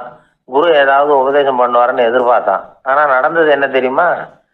குரு அவனுக்கு ஓங்கி ஒரு அடி கொடுத்தார். எதிர்பாராம இந்த அடியை வாங்கினதும் அந்த சீடன் அதிர்ந்து போயிட்டான். பக்கத்தில் இருந்த மற்ற சீடர்களும் திகைச்சு போய் நின்றுட்டாங்க. அடி வாங்கின சீடனுக்கு மனசுக்குள்ள குழப்பம். நாம என்ன தப்பு பண்ணணும்? புறப்படுற நேரத்துல இப்படி குரு கிட்ட அடி வாங்குற மாதிரி ஆயிட்டுதே அப்படின்னு நினைச்சு மனசுக்குள்ள ரொம்ப வேதனைப்பட்டான். கொஞ்சம் துணிச்சலை வரவழைச்சுக்கிட்டு குருநாதர்கிட்டயே கேட்டுட்டான், சுவாமி நான் என்ன தப்பு பண்ணினேன்? என்னை இப்படி அடிச்சுட்டீங்களே, ஒரு வார்த்தை கூட உங்களை எதிர்த்து நான் பேசினது இல்லையே, இவ்வளவு காலமா உங்க விருப்பத்துக்கு விரோதமா ஒரு காரியம் கூட நான் செஞ்சது இல்லையே, வந்ததும் வராததுமா ஒண்ணுமே சொல்லாம என்ன அடிச்சுட்டீங்களே, குருவே நான் செஞ்ச குற்றம் தான் என்ன அப்படின்னு கண்ணீரோட பரிதாபமா கேட்டானா அந்த சீடன். ஆனா அந்த குரு முகத்துல கொஞ்சம் கூட கோபம் இல்லை. அவர் சிரிச்சுக்கிட்டே நின்றுகிட்டு இருந்தாராம். அதுக்கப்புறம் சொன்னாராம், என்னுடைய அருமை சீடனே, நீ ஒரு தவறும் பண்ணல. நான் உன்னை அடிச்சது நீ ஏதோ தப்பு பண்ணிவிட்டேங்கிறதுக்காக இல்லை. நீண்ட பயணம் போக போற, ஞாபகமா ஏதாவது கொடுத்து அனுப்ப வேணாமா? நீ ஞானம் பெற்ற பிறகுதான் திரும்பி வர போறேங்கிறது எனக்கு தெரியும். அதுக்கு பிறகு உன்னை வந்து அடிக்க முடியுமா? அதனால இப்ப கிடைச்சிருக்கிற இந்த வாய்ப்பை பயன்படுத்திக்கிட்டேன். அப்போதைக்கு இப்பவே அடிச்சுட்டேன், அவ்வளவுதான், வேற ஒண்ணும் இல்லை அப்படின்னாராம். குரு சிரிச்சுக்கிட்டே இப்படி சொல்றார். இருந்தாலும் இதுவும் ஒரு உபதேசம் தான். அதிர்ச்சிகளால வந்து விழிப்படைய வைக்கிறதும் ஒரு வழிதான். இது வந்து ஜென் வழி. பெரும்பாலும் அதிர்ச்சியின் மூலமாகவே ஞான தரிசனத்தை அருள்கிறவர்கள் தான் ஜென் குருமார்கள். நம்ம தியானம் தான் ஜென். இந்தியாவிலிருந்து இது சீனாவுக்கு போய் கொஞ்சம் பேர் மாறி வளம் பெற்று ஜப்பான்ல ஜென் ஆகி வளர்ந்துருக்குது, அவ்வளவுதான். ஜென்கிறது தியானம். எதை நினைச்சும் தியானிக்கிறது இல்லை, எல்லாத்துலயும் தியானம் இருக்கிறதா சொல்லுது ஜென். பேசுறது, இருக்கிறது, நடக்கிறது, சாப்பிடுறது, சிரிக்கிறது, தூங்குறது, தொழில் செய்யறது அல்லது சும்மா இருக்கிறது எல்லாமே தியானம் தான். ஜென்கிறது ஒரு சுய தரிசனம். தன்னைத்தானே அடையாளம் கண்டுகொள்ளுகிறது தான் அது. இல்லாத எதையும் தேடி கண்டுபிடிக்கிறது இல்லை. சென் மார்க்கத்தை பத்தி ஓஷோ என்ன சொல்றாரு தெரியுமா? காணாமல் போன தன்னுடைய மூக்கு கண்ணாடி தன்னுடைய மூக்கின் மேல் இருப்பதை கண்டுகொள்வது போன்றது சென் அப்படிங்கிறார். நம்மால் இன்னொருத்தர் முகத்தை ரொம்ப நேரமா உத்து பார்த்துக்கிட்டு இருந்தார். என்ன பாக்குறீங்கன்னாரு அவரு. நீங்க போட்டிருக்கீங்களே மூக்கு கண்ணாடி, அதை தான் பாக்குறேன்னாரு இவரு. நீங்க அப்படி பாக்குறதுக்கு விசேஷ காரணம் ஏதாவது உண்டான்னு கேட்டார் இவர். உண்டுன்னார். என்னன்னு கேட்டார். நேற்றுக்கு காணாம போன என்னோட மூக்கு கண்ணாடி அது அப்படின்னாராம் இவர்.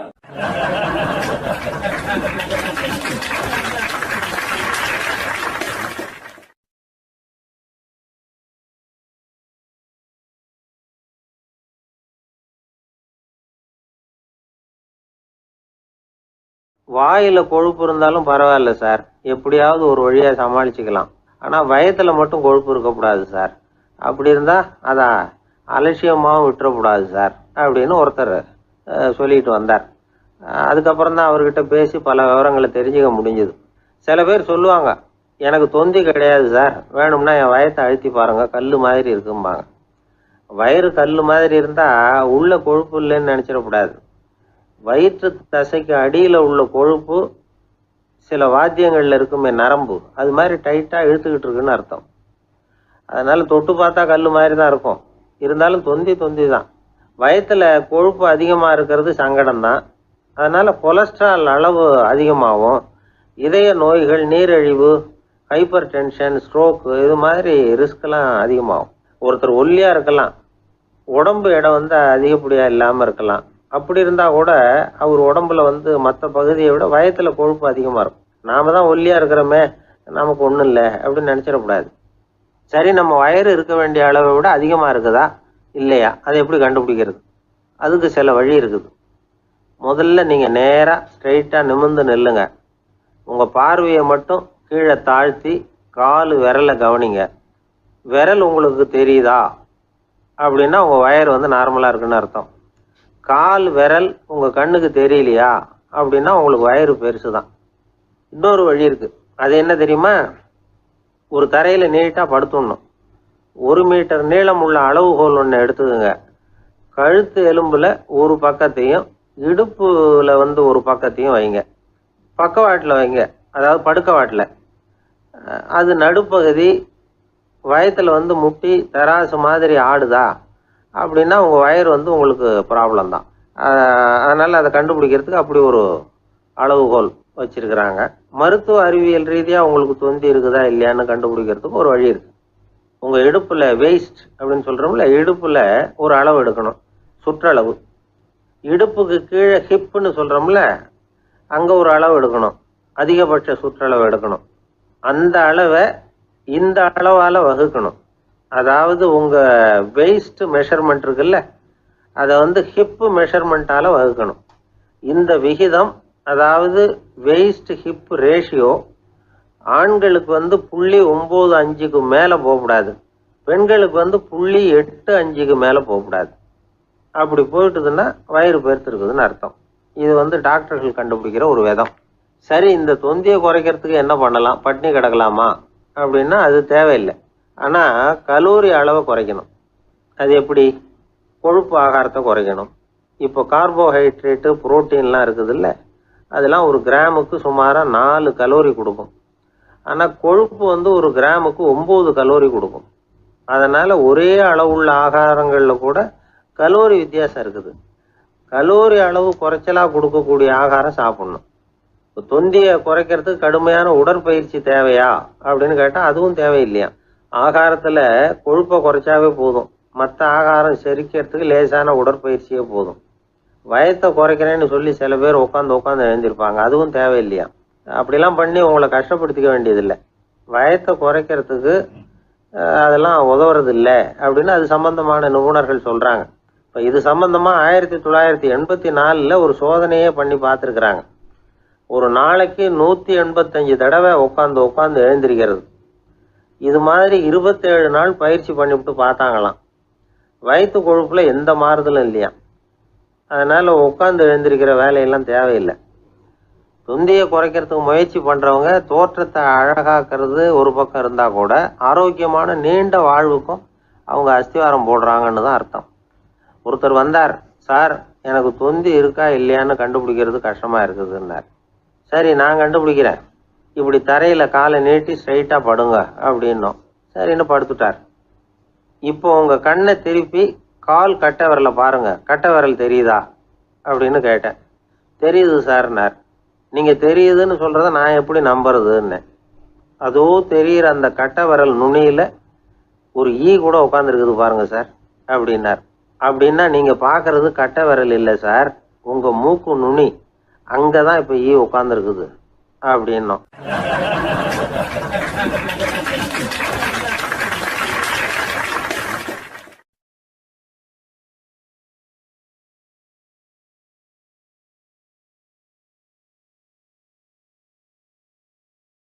ஒருத்தன் தன்னுடைய நண்பனை வழியில் பார்த்தான்.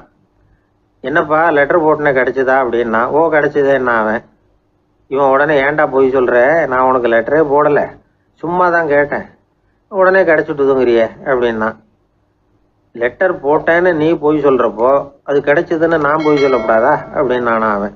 இப்படிப்பட்டவங்க சில பேர் இருந்தால் கூட இன்னைக்கு கடிதம் மூலமாக தொடர்பு கொள்ளாதவங்க இருக்கவே முடியாது. அந்த அளவுக்கு அது அவசியமான ஒன்றாயிட்டுது. இந்த அஞ்சல் அட்டைகள் எப்படி ஆரம்பமாச்சு தெரியுமா? ஆஸ்திரியா நாட்டில் ஒரு பேராசிரியர் இருந்தார். அவர் பேர் இம்மானுவேல் ஹெர்மன். அவர் ஒரு நாள் ஒரு பத்திரிகையில் கட்டுரை எழுதினாராம். இது நடந்தது 1869. அவர் எழுதின கட்டுரையில் மக்கள் அதிகம் செலவு இல்லாமல் ஒருத்தருக்கு ஒருத்தர் தகவல் பரிமாறிக்கிறது எப்படி அப்படிங்கிறத பற்றி எழுதியிருந்தார். அதுக்கு சில யோசனைகளை அவரே எழுதியிருந்தாராம். எப்படின்னா, அந்த கட்டுரையை எல்லாரும் படித்து பார்த்துருக்குறாங்க. அவர் சொன்ன யோசனைகள் என்னன்னு. அது அரசாங்கத்தின் கவனத்துக்கு அது போச்சான். ஆகா, இது அவர் சொல்கிற யோசனை நல்லா இருக்கும் போல் இருக்கு அப்படின்னு அவங்களே நினச்சிருக்கிறாங்க. அவ்வளவுதான். உடனே அந்த யோசனையை நடைமுறைக்கு கொண்டுகிட்டு வந்தாங்களாம். பேராசிரியர் இம்மானுவேல் ஹெர்மனின் யோசனைப்படி அச்சடித்த அரசு முத்திரையோட அரசாங்கம் அஞ்சல் அட்டைகளை வெளியிட ஆரம்பிச்சுதான். 1869 அக்டோபர் 7ஆம் தேதி இது நடந்திருக்கு. உலகின் முதல் அஞ்சல் அட்டை வெளிவந்த நாள் அது. அப்போதான் அதுக்கு பேர் என்ன தெரியுமா? அதாவது கரஸ்பாண்டிங் கார்டு அப்படின்னு பேராது. அதுக்கப்புறம் என்ன ஆச்சுன்னா, உடனடியாக அமெரிக்காவிலேயே இது மாதிரியான கார்டுகளை வெளியிட ஆரம்பிச்சிட்டாங்க. அங்கே இதுக்கு என்ன பேர் தெரியுமா? Postal card. அதுக்கப்புறம் 1870 இங்கிலாந்துலேயும் இதை வெளியிட்டாங்களாம். அதை வெளியிட்ட முதல் நாள் அன்னைக்கு என்ன நடந்தது தெரியுமா? மக்கள்லாம் ஏதோ நியாய விலை கடையில் நிற்கிறது மாதிரி பெரிய பெரிய கியூ வரிசையில் நின்று இதை வாங்கினாங்களாம். நம்ம நாட்டில் முதல் அஞ்சலகம் 1927 கல்கத்தாவில் ஆரம்பமாயிருக்கு.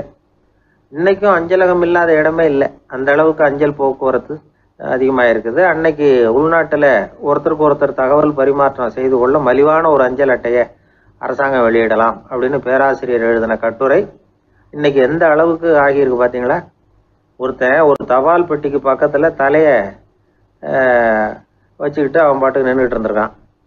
அங்கே இருந்து இன்னொருத்தன் கேட்டிருக்கான், என்ன ஆச்சுன்னு. கொஞ்ச நேரத்துக்கு முன்னாடி இந்த தபால் பெட்டியில் ஒரு கார்டு எழுதி போட்டேன், விவரமெல்லாம் நல்லா தான் எழுதியிருக்கிறேன், ஆனால் அட்ரஸ் எழுத மறந்துட்டேன் அப்படின்னானா.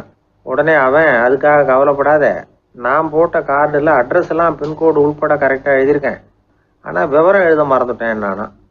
கவலைப்படாத, கொஞ்ச நேரத்தில் தபால்காரர் வருவார், பெட்டியை திறந்ததும் நம்ம லெட்டரை கேட்டு வாங்கிக்கலாம்னா ஒருத்தன்.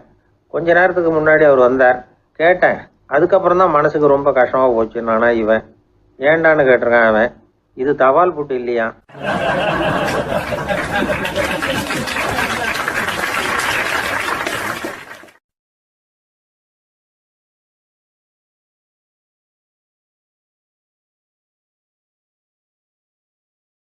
மனிதர்களில் சில பேர் ரொம்ப வித்தியாசமாக நடந்துக்குவாங்க. மற்றவங்களுக்கு அது ரொம்ப ஆச்சரியமாக கூட இருக்கும். அந்த ஆள் ஒரு மாதிரி, பார்த்து நடந்துக்கோ அப்படின்னு கூட சொல்கிறது உண்டு. இவங்களை பார்த்து நாம் பித்து குளியும்போம். உளவியல் இவங்களை எக்ஸென்ட்ரிக்ஸ் அப்படின்னு சொல்லுது. இவங்களை மனநோயாளிகள்னு தவறாக புரிஞ்சிக்க கூடாது. அவங்க வேற, இவங்க வேற. எக்ஸென்ட்ரிக்ஸ் பற்றின சில விவரங்கள் ஒரு புத்தகத்தில் இருக்குது. அதாவது ஸ்காட்லாந்தில் ஒரு உளவியல் மருத்துவர் அதை எழுதியிருக்கிறார். அவர் பேர் டாக்டர் டேவிட் வீக்ஸ். அவருக்கு ஒரு உதவியாளர் இருந்தாராம். அவர் பேர் கேட் வுட். இவங்க 2 பேரும் சேர்ந்து இங்கிலாந்து பூரா சுற்றி பார்த்துருக்காங்க. 3 வருஷம் சுற்றினாங்களாம். நான் சொன்னது மாதிரி ஒரு மாதிரியாக இருக்கிற ஆசாமிகள் பல பேரை சந்தித்து பேசி அவங்கள பற்றி ஆய்வுலாம் நடத்தியிருக்கிறாங்க. அப்படி நடத்தி அதை ஒரு புஸ்தகமாக எழுதியிருக்கிறாங்க. நிறைய பேசி பார்த்துட்டு அவங்க சொல்லியிருக்கிறத கேட்டால் ரொம்ப ஆச்சரியமாக இருக்குது. நாம் இவங்களை பார்த்து பித்துக்குழிங்கிறோம், எக்ஸென்ட்ரிக்ஸ் அப்படின்னு சொல்கிறோம், கிண்டல் கூட பண்ணுறோம். ஆனால் அவங்களோட அறிவு ரொம்ப தெளிவானதான். இந்த ஆராய்ச்சியாளர்கள் சொல்கிறாங்க, அவங்க உடல் நலமும் ரொம்ப நல்லா இருக்குதான், உடம்புலையும் எந்த கோளாறும் இல்லையா. அவங்களுக்கு மகிழ்ச்சியும் அதிகமாக, ஆயுளும் அதிகமாக. அவங்களில் பல பேர் என்ன சொல்கிறாங்கன்னா, நீங்கள் நினைக்கிறது மாதிரி இல்லை நாங்கள், ஆனால் நாங்கள் மற்றவங்கள்லேருந்து வேறுபட்ட தன்மை உள்ளவங்க அப்படிங்கிறத ஒத்துக்கிறாங்களாம். இந்த உலகம் பிறந்ததுலேருந்தே இப்படிப்பட்ட வித்தியாசமான ஆசாமிகளும் பிறந்திருக்கிறாங்க. சரி, அப்படிப்பட்டவங்க எப்படி இருப்பாங்க? இப்போ ஒரு மகாராஜா தன்னோட நாய்க்கு லட்சக்கணக்கில் பணம் செலவு பண்ணி கல்யாணம் பண்ணி வச்சிருக்கிறார். ஒரு கோடீஸ்வரர் தான் வளர்த்துக்கிட்டு இருந்த பூனைகளுக்கு தன்னோட சொத்து பூராவும் எழுதி வச்சிருக்கிறார். இது மாதிரி ஒருத்தர் 2 பேர் இல்லை, நிறைய பேர் உண்டு. சில பேர் எப்படி தெரியுமா, அவங்களுக்கு வசதியில் எந்த குறையும் இருக்காது. வீடு, காரு, பணம் எல்லாம் தாராளமாக இருக்கும். அப்படி இருந்தாலும் அவங்கக்கிட்ட ஒரு பழக்கம் இருக்கும். யாராவது ஒரு நண்பர் வீட்டு விசேஷத்துக்கு போயிருப்பார், இல்லைன்னா ஒரு கடைக்கு போயிருப்பார். அவங்க ரொம்பவும் மரியாதையாக வரவேற்று எல்லாம் பண்ணிகிட்டு இருப்பாங்க. ஆனால் இவர் அவங்களுக்கு தெரியாமல் ஏதாவது ஒரு பொருளை திருடி பாக்கெட்டில் போட்டுட்டு வந்துடுவார். அப்படி வந்தால் தான் இவருக்கு திருப்தி. பல பேர் அவங்க வளர்த்த பிராணிகளுக்கு பளிங்கு கல்லால் சமாதி கட்டி வச்சிருக்கிறாங்க. இப்படிலாம் பண்ணுறாங்க. பல பேர் அவங்களுக்கு பிடித்தமான ஒருத்தர் எப்படியோ அதே மாதிரி தலைமுடி, தாடி வச்சுக்கிறது, உடை உடுத்திக்கிறது, மலை குகையில் போய் குடியிருக்கிறது, இப்படி எவ்வளவோ வினோதமான நடவடிக்கைகள். இவங்களையெல்லாம் ஆய்வு பண்ணின டாக்டர் வீக்ஸ் என்ன சொல்கிறாரு தெரியுமா? பொதுவாக இவங்க உயர்ந்த புத்திசாலிகளாக இருக்கிறாங்க. ஒருமைப்பட்ட மனம், கருமையுமே கண்ணான பண்பு, தனிமையை நாடுற மனப்பான்மை எல்லாம் இவங்களுக்கு உண்டு. அவங்களில் பல பேர் அவங்க பெற்றோருக்கு முதல் குழந்தை அல்லது ஒரே குழந்தை, இப்படி தான் இருக்கிறாங்க. இது மாதிரியானவங்க பெண்கள் 1 பங்குன்னா ஆண்கள் 2 பங்கு. இவங்கெல்லாம் ஆக்கப்பூர்வமான செயல் செய்கிறாங்க. அப்படிப்பட்டவங்களாக தான் இருக்கிறாங்க. அடுத்தவங்க கிட்ட அன்பு காட்டுறவங்களா இருக்கிறாங்க, உற்சாகம் ஊட்டுறவங்களா இருக்கிறாங்க. அவங்களுடைய ஆக்கப்பூர்வமான பணிகளுக்கு ஊக்கம் கொடுத்தா அவங்க மன சந்தோஷமும் உடல் நலமும் பெருகும், ஆயுளும் கூடும். இதெல்லாம் அந்த டாக்டருடைய கண்டுபிடிப்பு. பித்துக்குழித்தனத்துக்கும் மனநோய்க்கும் வித்தியாசம் உண்டுங்கிறத சொல்கிறது தான் இந்த தகவல். அதனால் 2ம் ஒன்றுன்னு நினச்சிடக்கூடாது. ஒரு நண்பன் ஒருத்தனை பற்றி சொல்கிறோம். அவன் எந்த வகைன்னு நீங்களே முடிவு பண்ணுங்களேன். அவன் ஒரு கல்யாண வீட்டுக்கு போய் சாப்பிட்டுட்டு வெளியில் வந்தோம். அவன் கூட வெளியில் வந்த உடனே ரொம்ப நேரமாக தன்னோட செருப்பை தேடிக்கிட்டு இருந்தான். என்னப்பா இன்னுமா உன் செருப்பு கிடைக்கல அப்படின்னு கேட்டோம். இல்லை என்னது முன்னாடியே கிடைச்சுட்டுது, அதை விட நல்லதாக ஏதாவது கிடைக்குமான்னு பார்க்குறேன் அப்படின்னா அவன்.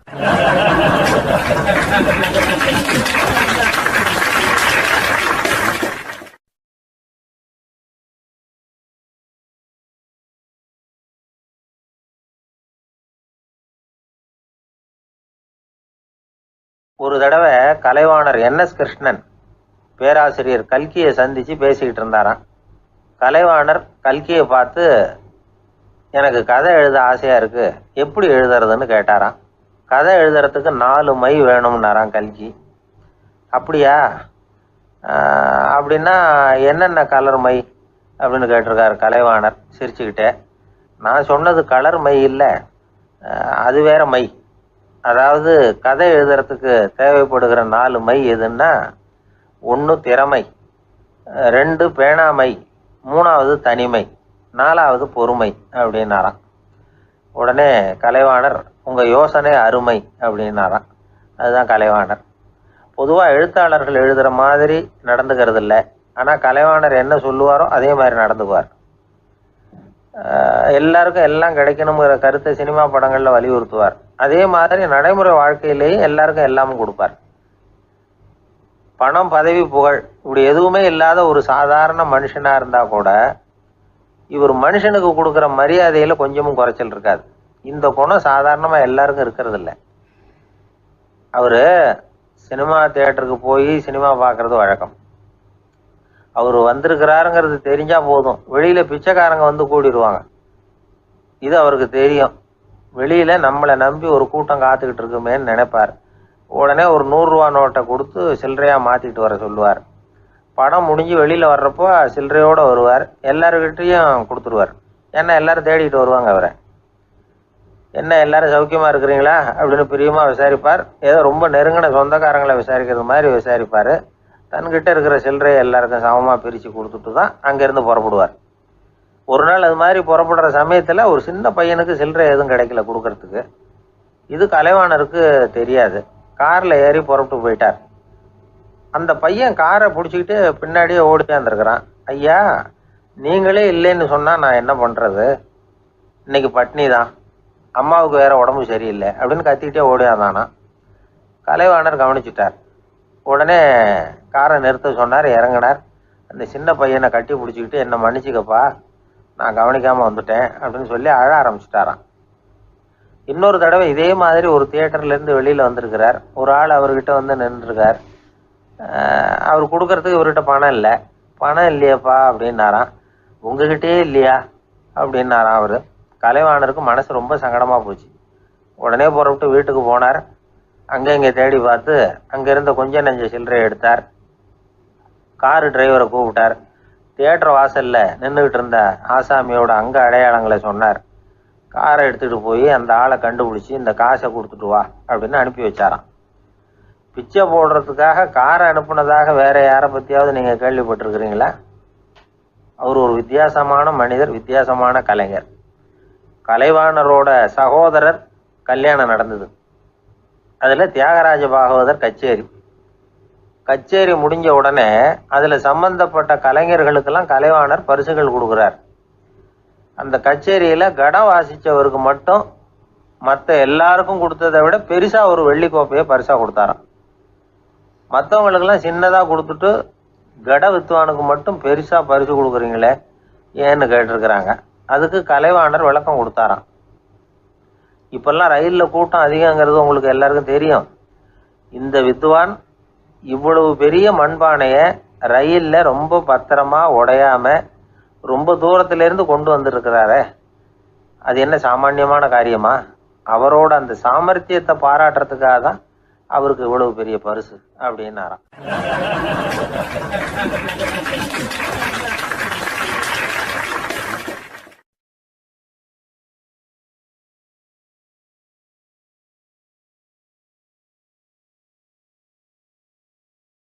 ஒரு அரசன், அவனுக்கு வயசாயிட்டுது.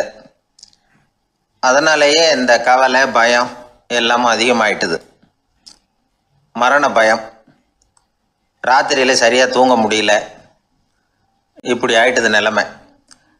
அந்த அரசன் ஏற்கனவே எப்படின்னா போர்க்களங்களில் எத்தனையோ பேரை ஓட ஓட விரட்டியிருக்கிறான். இருந்தாலும் இப்போ அந்த துணிச்சல்லாம் எங்கேயோ போயிட்டுது. பேசாமல் படுத்துருக்கிறான். அப்படியே படுத்தாலும் தான் தூக்கம் வர மாட்டேங்குது. என்ன பண்ணலாம்னு யோசித்தான் இந்த மன்னன். உடனே எல்லா அமைச்சர்களையும் கூப்பிட்டான். எனக்கு நிம்மதி இல்லை, எதை நினச்சாலும் பயமாக இருக்கு, எனக்கு ஒரு ஆலோசனை சொல்லுங்க அப்படின்னா. என்ன ஆலோசனை வேணும் அப்படின்னு சொல்லி கேட்டாங்க. எனக்கு ஒரு நெருக்கடியான சந்தர்ப்பம் ஏற்பட்டு போச்சுன்னு வச்சுக்கோங்க. அந்த நேரத்தில் நீங்கள் யாருமே என் பக்கத்தில் இல்லை ஆலோசனை சொல்கிறதுக்கு அப்படின்னா, அந்த சமயத்தில் எனக்கு உபயோகப்படுற மாதிரி ஒரு வாசகம், பொன்மொழி ஏதாவது சொல்லுங்கள். அதை நான் என்னுடைய வைர மோதிரத்துக்கு அடியில் பதிச்சு வச்சுக்கிறேன் அப்படின்னார். தேவைப்படுறப்போ உதவும் அப்படிங்கிறதுனால. அவர் போட்டிருந்த மோதிரமும் அதுக்கு தகுந்த மாதிரியே திறந்து மூடுறது மாதிரி அமைஞ்சிருந்தது. ஏதாவது வாசகம் எழுதுனா உள்ற வச்சுக்கலாம், அதுக்கான வசதி அதில் இருந்தது. அமைச்சர்கள்லாம் யோசனை பண்ணாங்க. இது மாதிரி ராஜா கேட்குறாரே, என்ன வாசகம், அதாவது பொன்மொழி சொல்லலாம் அப்படின்னு எல்லாரும் யோசனை பண்ணாங்க. ஒருத்தருக்குமே சரியாக தோணலை, ஒரே குழப்பமாக இருந்தது. ஏன்னா நெருக்கடியான சமயத்தில் உபயோகப்படுறது மாதிரி ஒரு பொன்மொழி வேணும்னு சொல்லியிருக்கிறார். அப்படி இப்படி யோசித்து பார்த்தா ஒன்றுமே தோணலை. எல்லாரும் குழம்பிக்கிட்டு இருந்த நேரத்தில் ஒரு பெரியவர் அந்த பக்கமாக வந்தார். அவர் சொன்னார், நான் வேணும்னா அதுக்கு பொருத்தமாக ஒரு வாக்கியம் சொல்கிறேன், ஆனால் ஒரு நிபந்தனை. அதை யாரும் ரொம்ப ஆர்வம் காரணமாக அவசரப்பட்டு படிச்சிடக்கூடாது. அதை ரகசியமாக அந்த மோதிரத்துக்குள்ளே எழுதி வச்சுக்கணும். எப்போவாவது இக்கட்டில் மாட்டிக்கிற சமயத்தில் மட்டும் வேறு வழியே இல்லை அப்படிங்கிற நிலைமையில் மட்டும்தான் அதை திறந்து பார்க்கணும். அப்படி நீங்கள் இருக்கிறதா இருந்தால் நான் அதை சொல்கிறேன் அப்படின்னார் அந்த பெரியவர். சரின்னு ஒத்துக்கிட்டாங்க எல்லாரும். அதே மாதிரி அவர் ஒரு வாக்கியத்தை சொன்னார். அவர் சொன்ன வாக்கியத்தை ரகசியமாக மோதிரத்துக்குள்ளே பதிச்சு மூடியாச்சு. ராஜா அதை விரலில் மாட்டிக்கிட்டார். கொஞ்ச நாள் ஆச்சு. அந்த ராஜாவுக்கு ஒரு சோதனை வந்தது. என்ன சோதனைன்னா, அடுத்த நாட்டு மன்னன் படையெடுத்துக்கிட்டு வந்துட்டான். அவன் இவர்கிட்ட ஏற்கனவே தோற்று போனவன், ஒரு வெறியில் வந்திருக்கிறான். தோற்று போனவன் மறுபடியும் சண்டைக்கு வந்தால் எப்படி வருவானோ அப்படி வர்றான். ஒரு வெறியில் வந்தால் ஜெயிச்சுட்டான். என்னாச்சு, இவரோட நிலைமைன்னா நாட்டை இழந்துட்டார், எல்லாத்தையும் இழந்துட்டார். கடைசியாக ஒரு அடிபட்ட குதிரையில் ஏறி தப்பிச்சு போயிட்டார், வேறு வழி இல்லைன்னு. பின்னாடி துரத்திக்கிட்டு வராங்க. இவர் ஒரு மலை உச்சிக்கு போயிட்டார், அதுக்கும் அப்பால் போக முடியாது, ஏன்னா அந்த பக்கம் பயங்கர பள்ளம். உல்லாச பயணிகள் வந்து கண்டு கழிக்கிற இடம் அது. ஆனால் இவருக்கு அது சாவு பயணத்தின் வாசல், திரும்பவும் முடியாது, அவ்வளவு குறுகிய பாதை அது, வேறு வழியே இல்லை. இந்த நேரம் சூரிய ஒளி மோதிரத்தில் பட்டு மின்னிச்சு. உடனே இவருக்கு ஞாபகம் வந்தது. மோதிரத்தை திறந்து படிக்கிறார். அதில் இருந்த வாசகம், இந்த நிலையும் மாறிவிடும், this too will pass away. அவருக்கு ஒரு தைரியம் வந்தது. பின்னாடி வந்தவங்களும் திசை மாறி வேறு எங்கேயோ தேடி போயிட்டாங்க. அவங்க விரட்டிக்கிட்டு வரலன்னா இவ்வளவு அழகான ஒரு இடம் இருக்கிறதே எனக்கு தெரியாமல் போயிருக்குமேன்னு நினச்சார். இவ்வளவு அழகை ரசிக்கிறதுக்காக ஒரு நாட்டையே கூட இழக்கலாம்னு தோணுச்சு அவருக்கு. அமைதியாக அந்த அழகை ரசித்தார். எதிரிகள்லாம் எங்கேயோ போயிட்டாங்க. மன்னர் நாடு திரும்பினார். மறுபடியும் படைகளை திரட்டினார். கொஞ்ச நாளில் படை எடுத்துக்கிட்டு போனார். யாருக்கிட்ட தோற்று போனாரோ அவரையே வெற்றி கண்டு திரும்பி வர்றார். வரவேற்பு விழா பிரமாவப்படுது. ஆடல் பாடல் கோலாகலம். இதை பார்த்ததும் அந்த ராஜாவுக்கு தலைகால புரியல. நம்மளை இனிமேல் யாராலையும் ஜெயிக்க முடியாதுன்னு நினச்சார். அகம்பாவம் லேசாக எட்டி பார்த்தது. இப்போ மறுபடியும் சூரிய ஒளிப்பட்டு மோதிரம் மின்னிச்சு. அதை திறந்து மறுபடியும் படிக்கிறார். இந்த நிலைமையும் மாறிவிடும், this too will pass away. அவ்வளவுதான். அவர் மனசு அடங்க ஆரம்பிச்சுட்டுது, ஆணவம் போயிட்டுது. இதிலேருந்து நாம் தெரிஞ்சுக்க வேண்டியது என்னென்னா, எந்த சூழ்நிலையிலையும் நாம் கவலைப்பட வேண்டியதில்லை. ஏன்னா இங்கே எதுவுமே நிரந்தரம் இல்லை. அந்த ராஜா மாதிரியே நம்ம ஆள் ஒருத்தன் ஒரு மோதிரம் போட்டிருந்தான், அதுக்குள்ளே அவன் எழுதி வச்சுருந்த வாசகம் எதுக்கும் கவலைப்படாதே அப்படிங்கிறது தான். ஒரு நாள் பயங்கரமான கவலையோடு உட்காந்துருந்தான். பக்கத்தில் இருந்தவங்க சொன்னாங்க, இது மாதிரி சந்தர்ப்பத்தில் தான் நீ உன் மோதிரத்தை திறந்து பார்க்கணும்னாங்க. இவனுக்கு கவலையோடு எரிச்சலும் சேர்ந்துக்கிட்டது.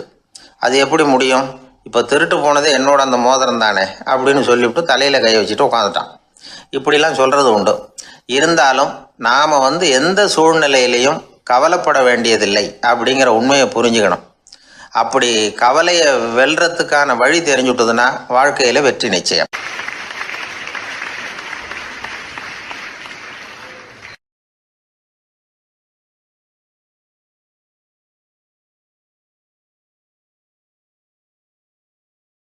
அறிவில் சிறந்தவர்கள் ஆண்களா பெண்களா? என்னுடைய நண்பர் ஒருத்தரை பார்த்து நான் கேட்ட கேள்வி இது. அவர் மெதுவாக தன்னுடைய தலையை சொரிஞ்சுக்கிட்டே சொன்ன பதில், அதில் என்ன சார் சந்தேகம், அவங்க தான் அப்படின்னார். அனுபவ அடிப்படையில் அவர் இப்படி சொல்கிறார்.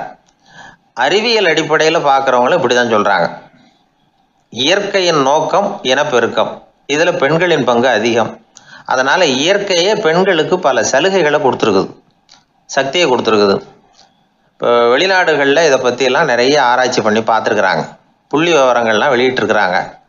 ஆண் குழந்தைகளை விட பெண் குழந்தைகள் முன்னாடியே பேச ஆரம்பிச்சுடுறாங்களாம்.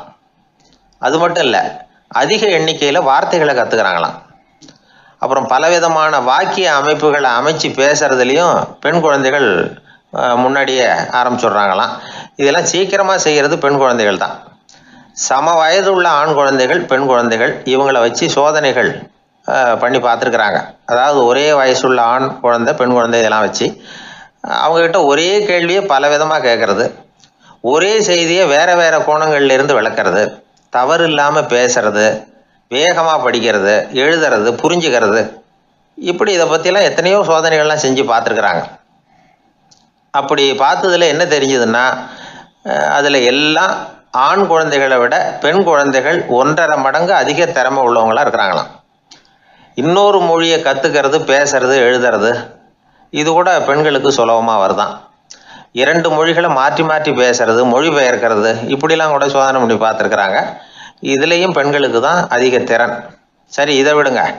புள்ளி வச்சு கோலம் போடுறது, அதில் இருந்து இந்த கை கடிகாரங்களில், கம்ப்யூட்டர்களில் நுண்ணிய பாகங்களை பொருத்துறது, இது வரைக்கும் பெண்கள் தான் திறமையாக செயல்படுறாங்க அப்படிங்கிறது அந்த சோதனை முடிவு. இந்த நுட்பம், துல்லியம், விரைவு, சிறு கை இயக்கங்களோடு செய்ய வேண்டிய மென்மையான பணிகள், இதுக்கெல்லாம் தேவை கவன குவியம், பொறுமை. இதெல்லாம் பெண்கள்கிட்ட தான் இருக்குதான். அமெரிக்காவில் இன்னொரு சோதனை கூட செஞ்சு பார்த்துருக்குறாங்க. பெண்களின் மூக்கு, மோப்ப உணர்வு, இதெல்லாம் எப்படின்னு பார்த்துருக்குறாங்க. பெண்கள் அதிக எண்ணிக்கையில் வாசனைகளை பிரித்து கண்டுபிடிச்சி விடுறாங்களாம். ஆண்களால் அந்த அளவுக்கு முடியலையாம். சரி, காது எப்படின்னா செவிப்புலன் உணர்வும் பெண்களுக்கு தான் அதிகமாக. ஒரு கும்பல், அதில் பலவிதமான சத்தம், அதுக்கு இடையில் இந்த குரலோட தொனி, ஏற்ற இறக்கம், இதை வச்சே பேசுகிற ஆளை கண்டுபிடிச்சிடுறாங்களாம். ஒரு கூட்டத்தில் தன்னுடைய வீட்டுக்காரர் எங்கே இருக்கார், பிள்ளைகள் எங்கே இருக்காங்க அப்படிங்கிறதெல்லாம் பெண்கள் சீக்கிரமாக கண்டுபிடிச்சி விடுறாங்களாம். இன்னொரு விஷயம், ஒரு பொருளை பார்த்த உடனே அது என்னென்னு அடையாளம் கண்டுக்கிறது, அதை மனசில் பதிய வச்சுக்கிறது, அப்புறமா இன்னொரு சந்தர்ப்பத்தில் அது எங்கே இருந்தது அப்படின்னு சரியாக ஞாபகப்படுத்திக்கிறது, இது மாதிரி சோதனைகள்லாம் கூட பெண்கள் தான் முன்னணியில் இருக்கிறாங்க. ஒரு சராசரி சூழ்நிலையில் ஆண்களை விட அதிகமான எண்ணிக்கையில் புன்னகை புரியறது, சிரிக்கிறது பெண்கள் தானா. அதிகமாக தோழமை உணர்வோடு பேசுறது அவங்க தானா. 2 பெண்கள் பேசிகிட்டு இருக்கிறதையும் பாருங்கள், அதே மாதிரி 2 ஆண்கள் பேசிகிட்டு இருக்கிறதையும் பாருங்கள். ஆண்கள் ஒரு அடி தள்ளியே நின்று பேசிகிட்டு இருப்பாங்க. மருத்துவர்களை எடுத்துக்கொள்ளுங்கள், அதாவது சிரிச்ச முகத்தோட நோயாளிகள்கிட்ட பரிவோடு பேசுறதுல பெண் டாக்டர்கள் தான் அதிகம். இதுவரை சொல்லப்பட்டது எல்லாமே அறிவியல் பூர்வமான செய்திகள். அதனால இளம் பெண்கள் வாழ்க்கையில சோர்வடைய தேவையில்லை. இயற்கையே நமக்கு சாதா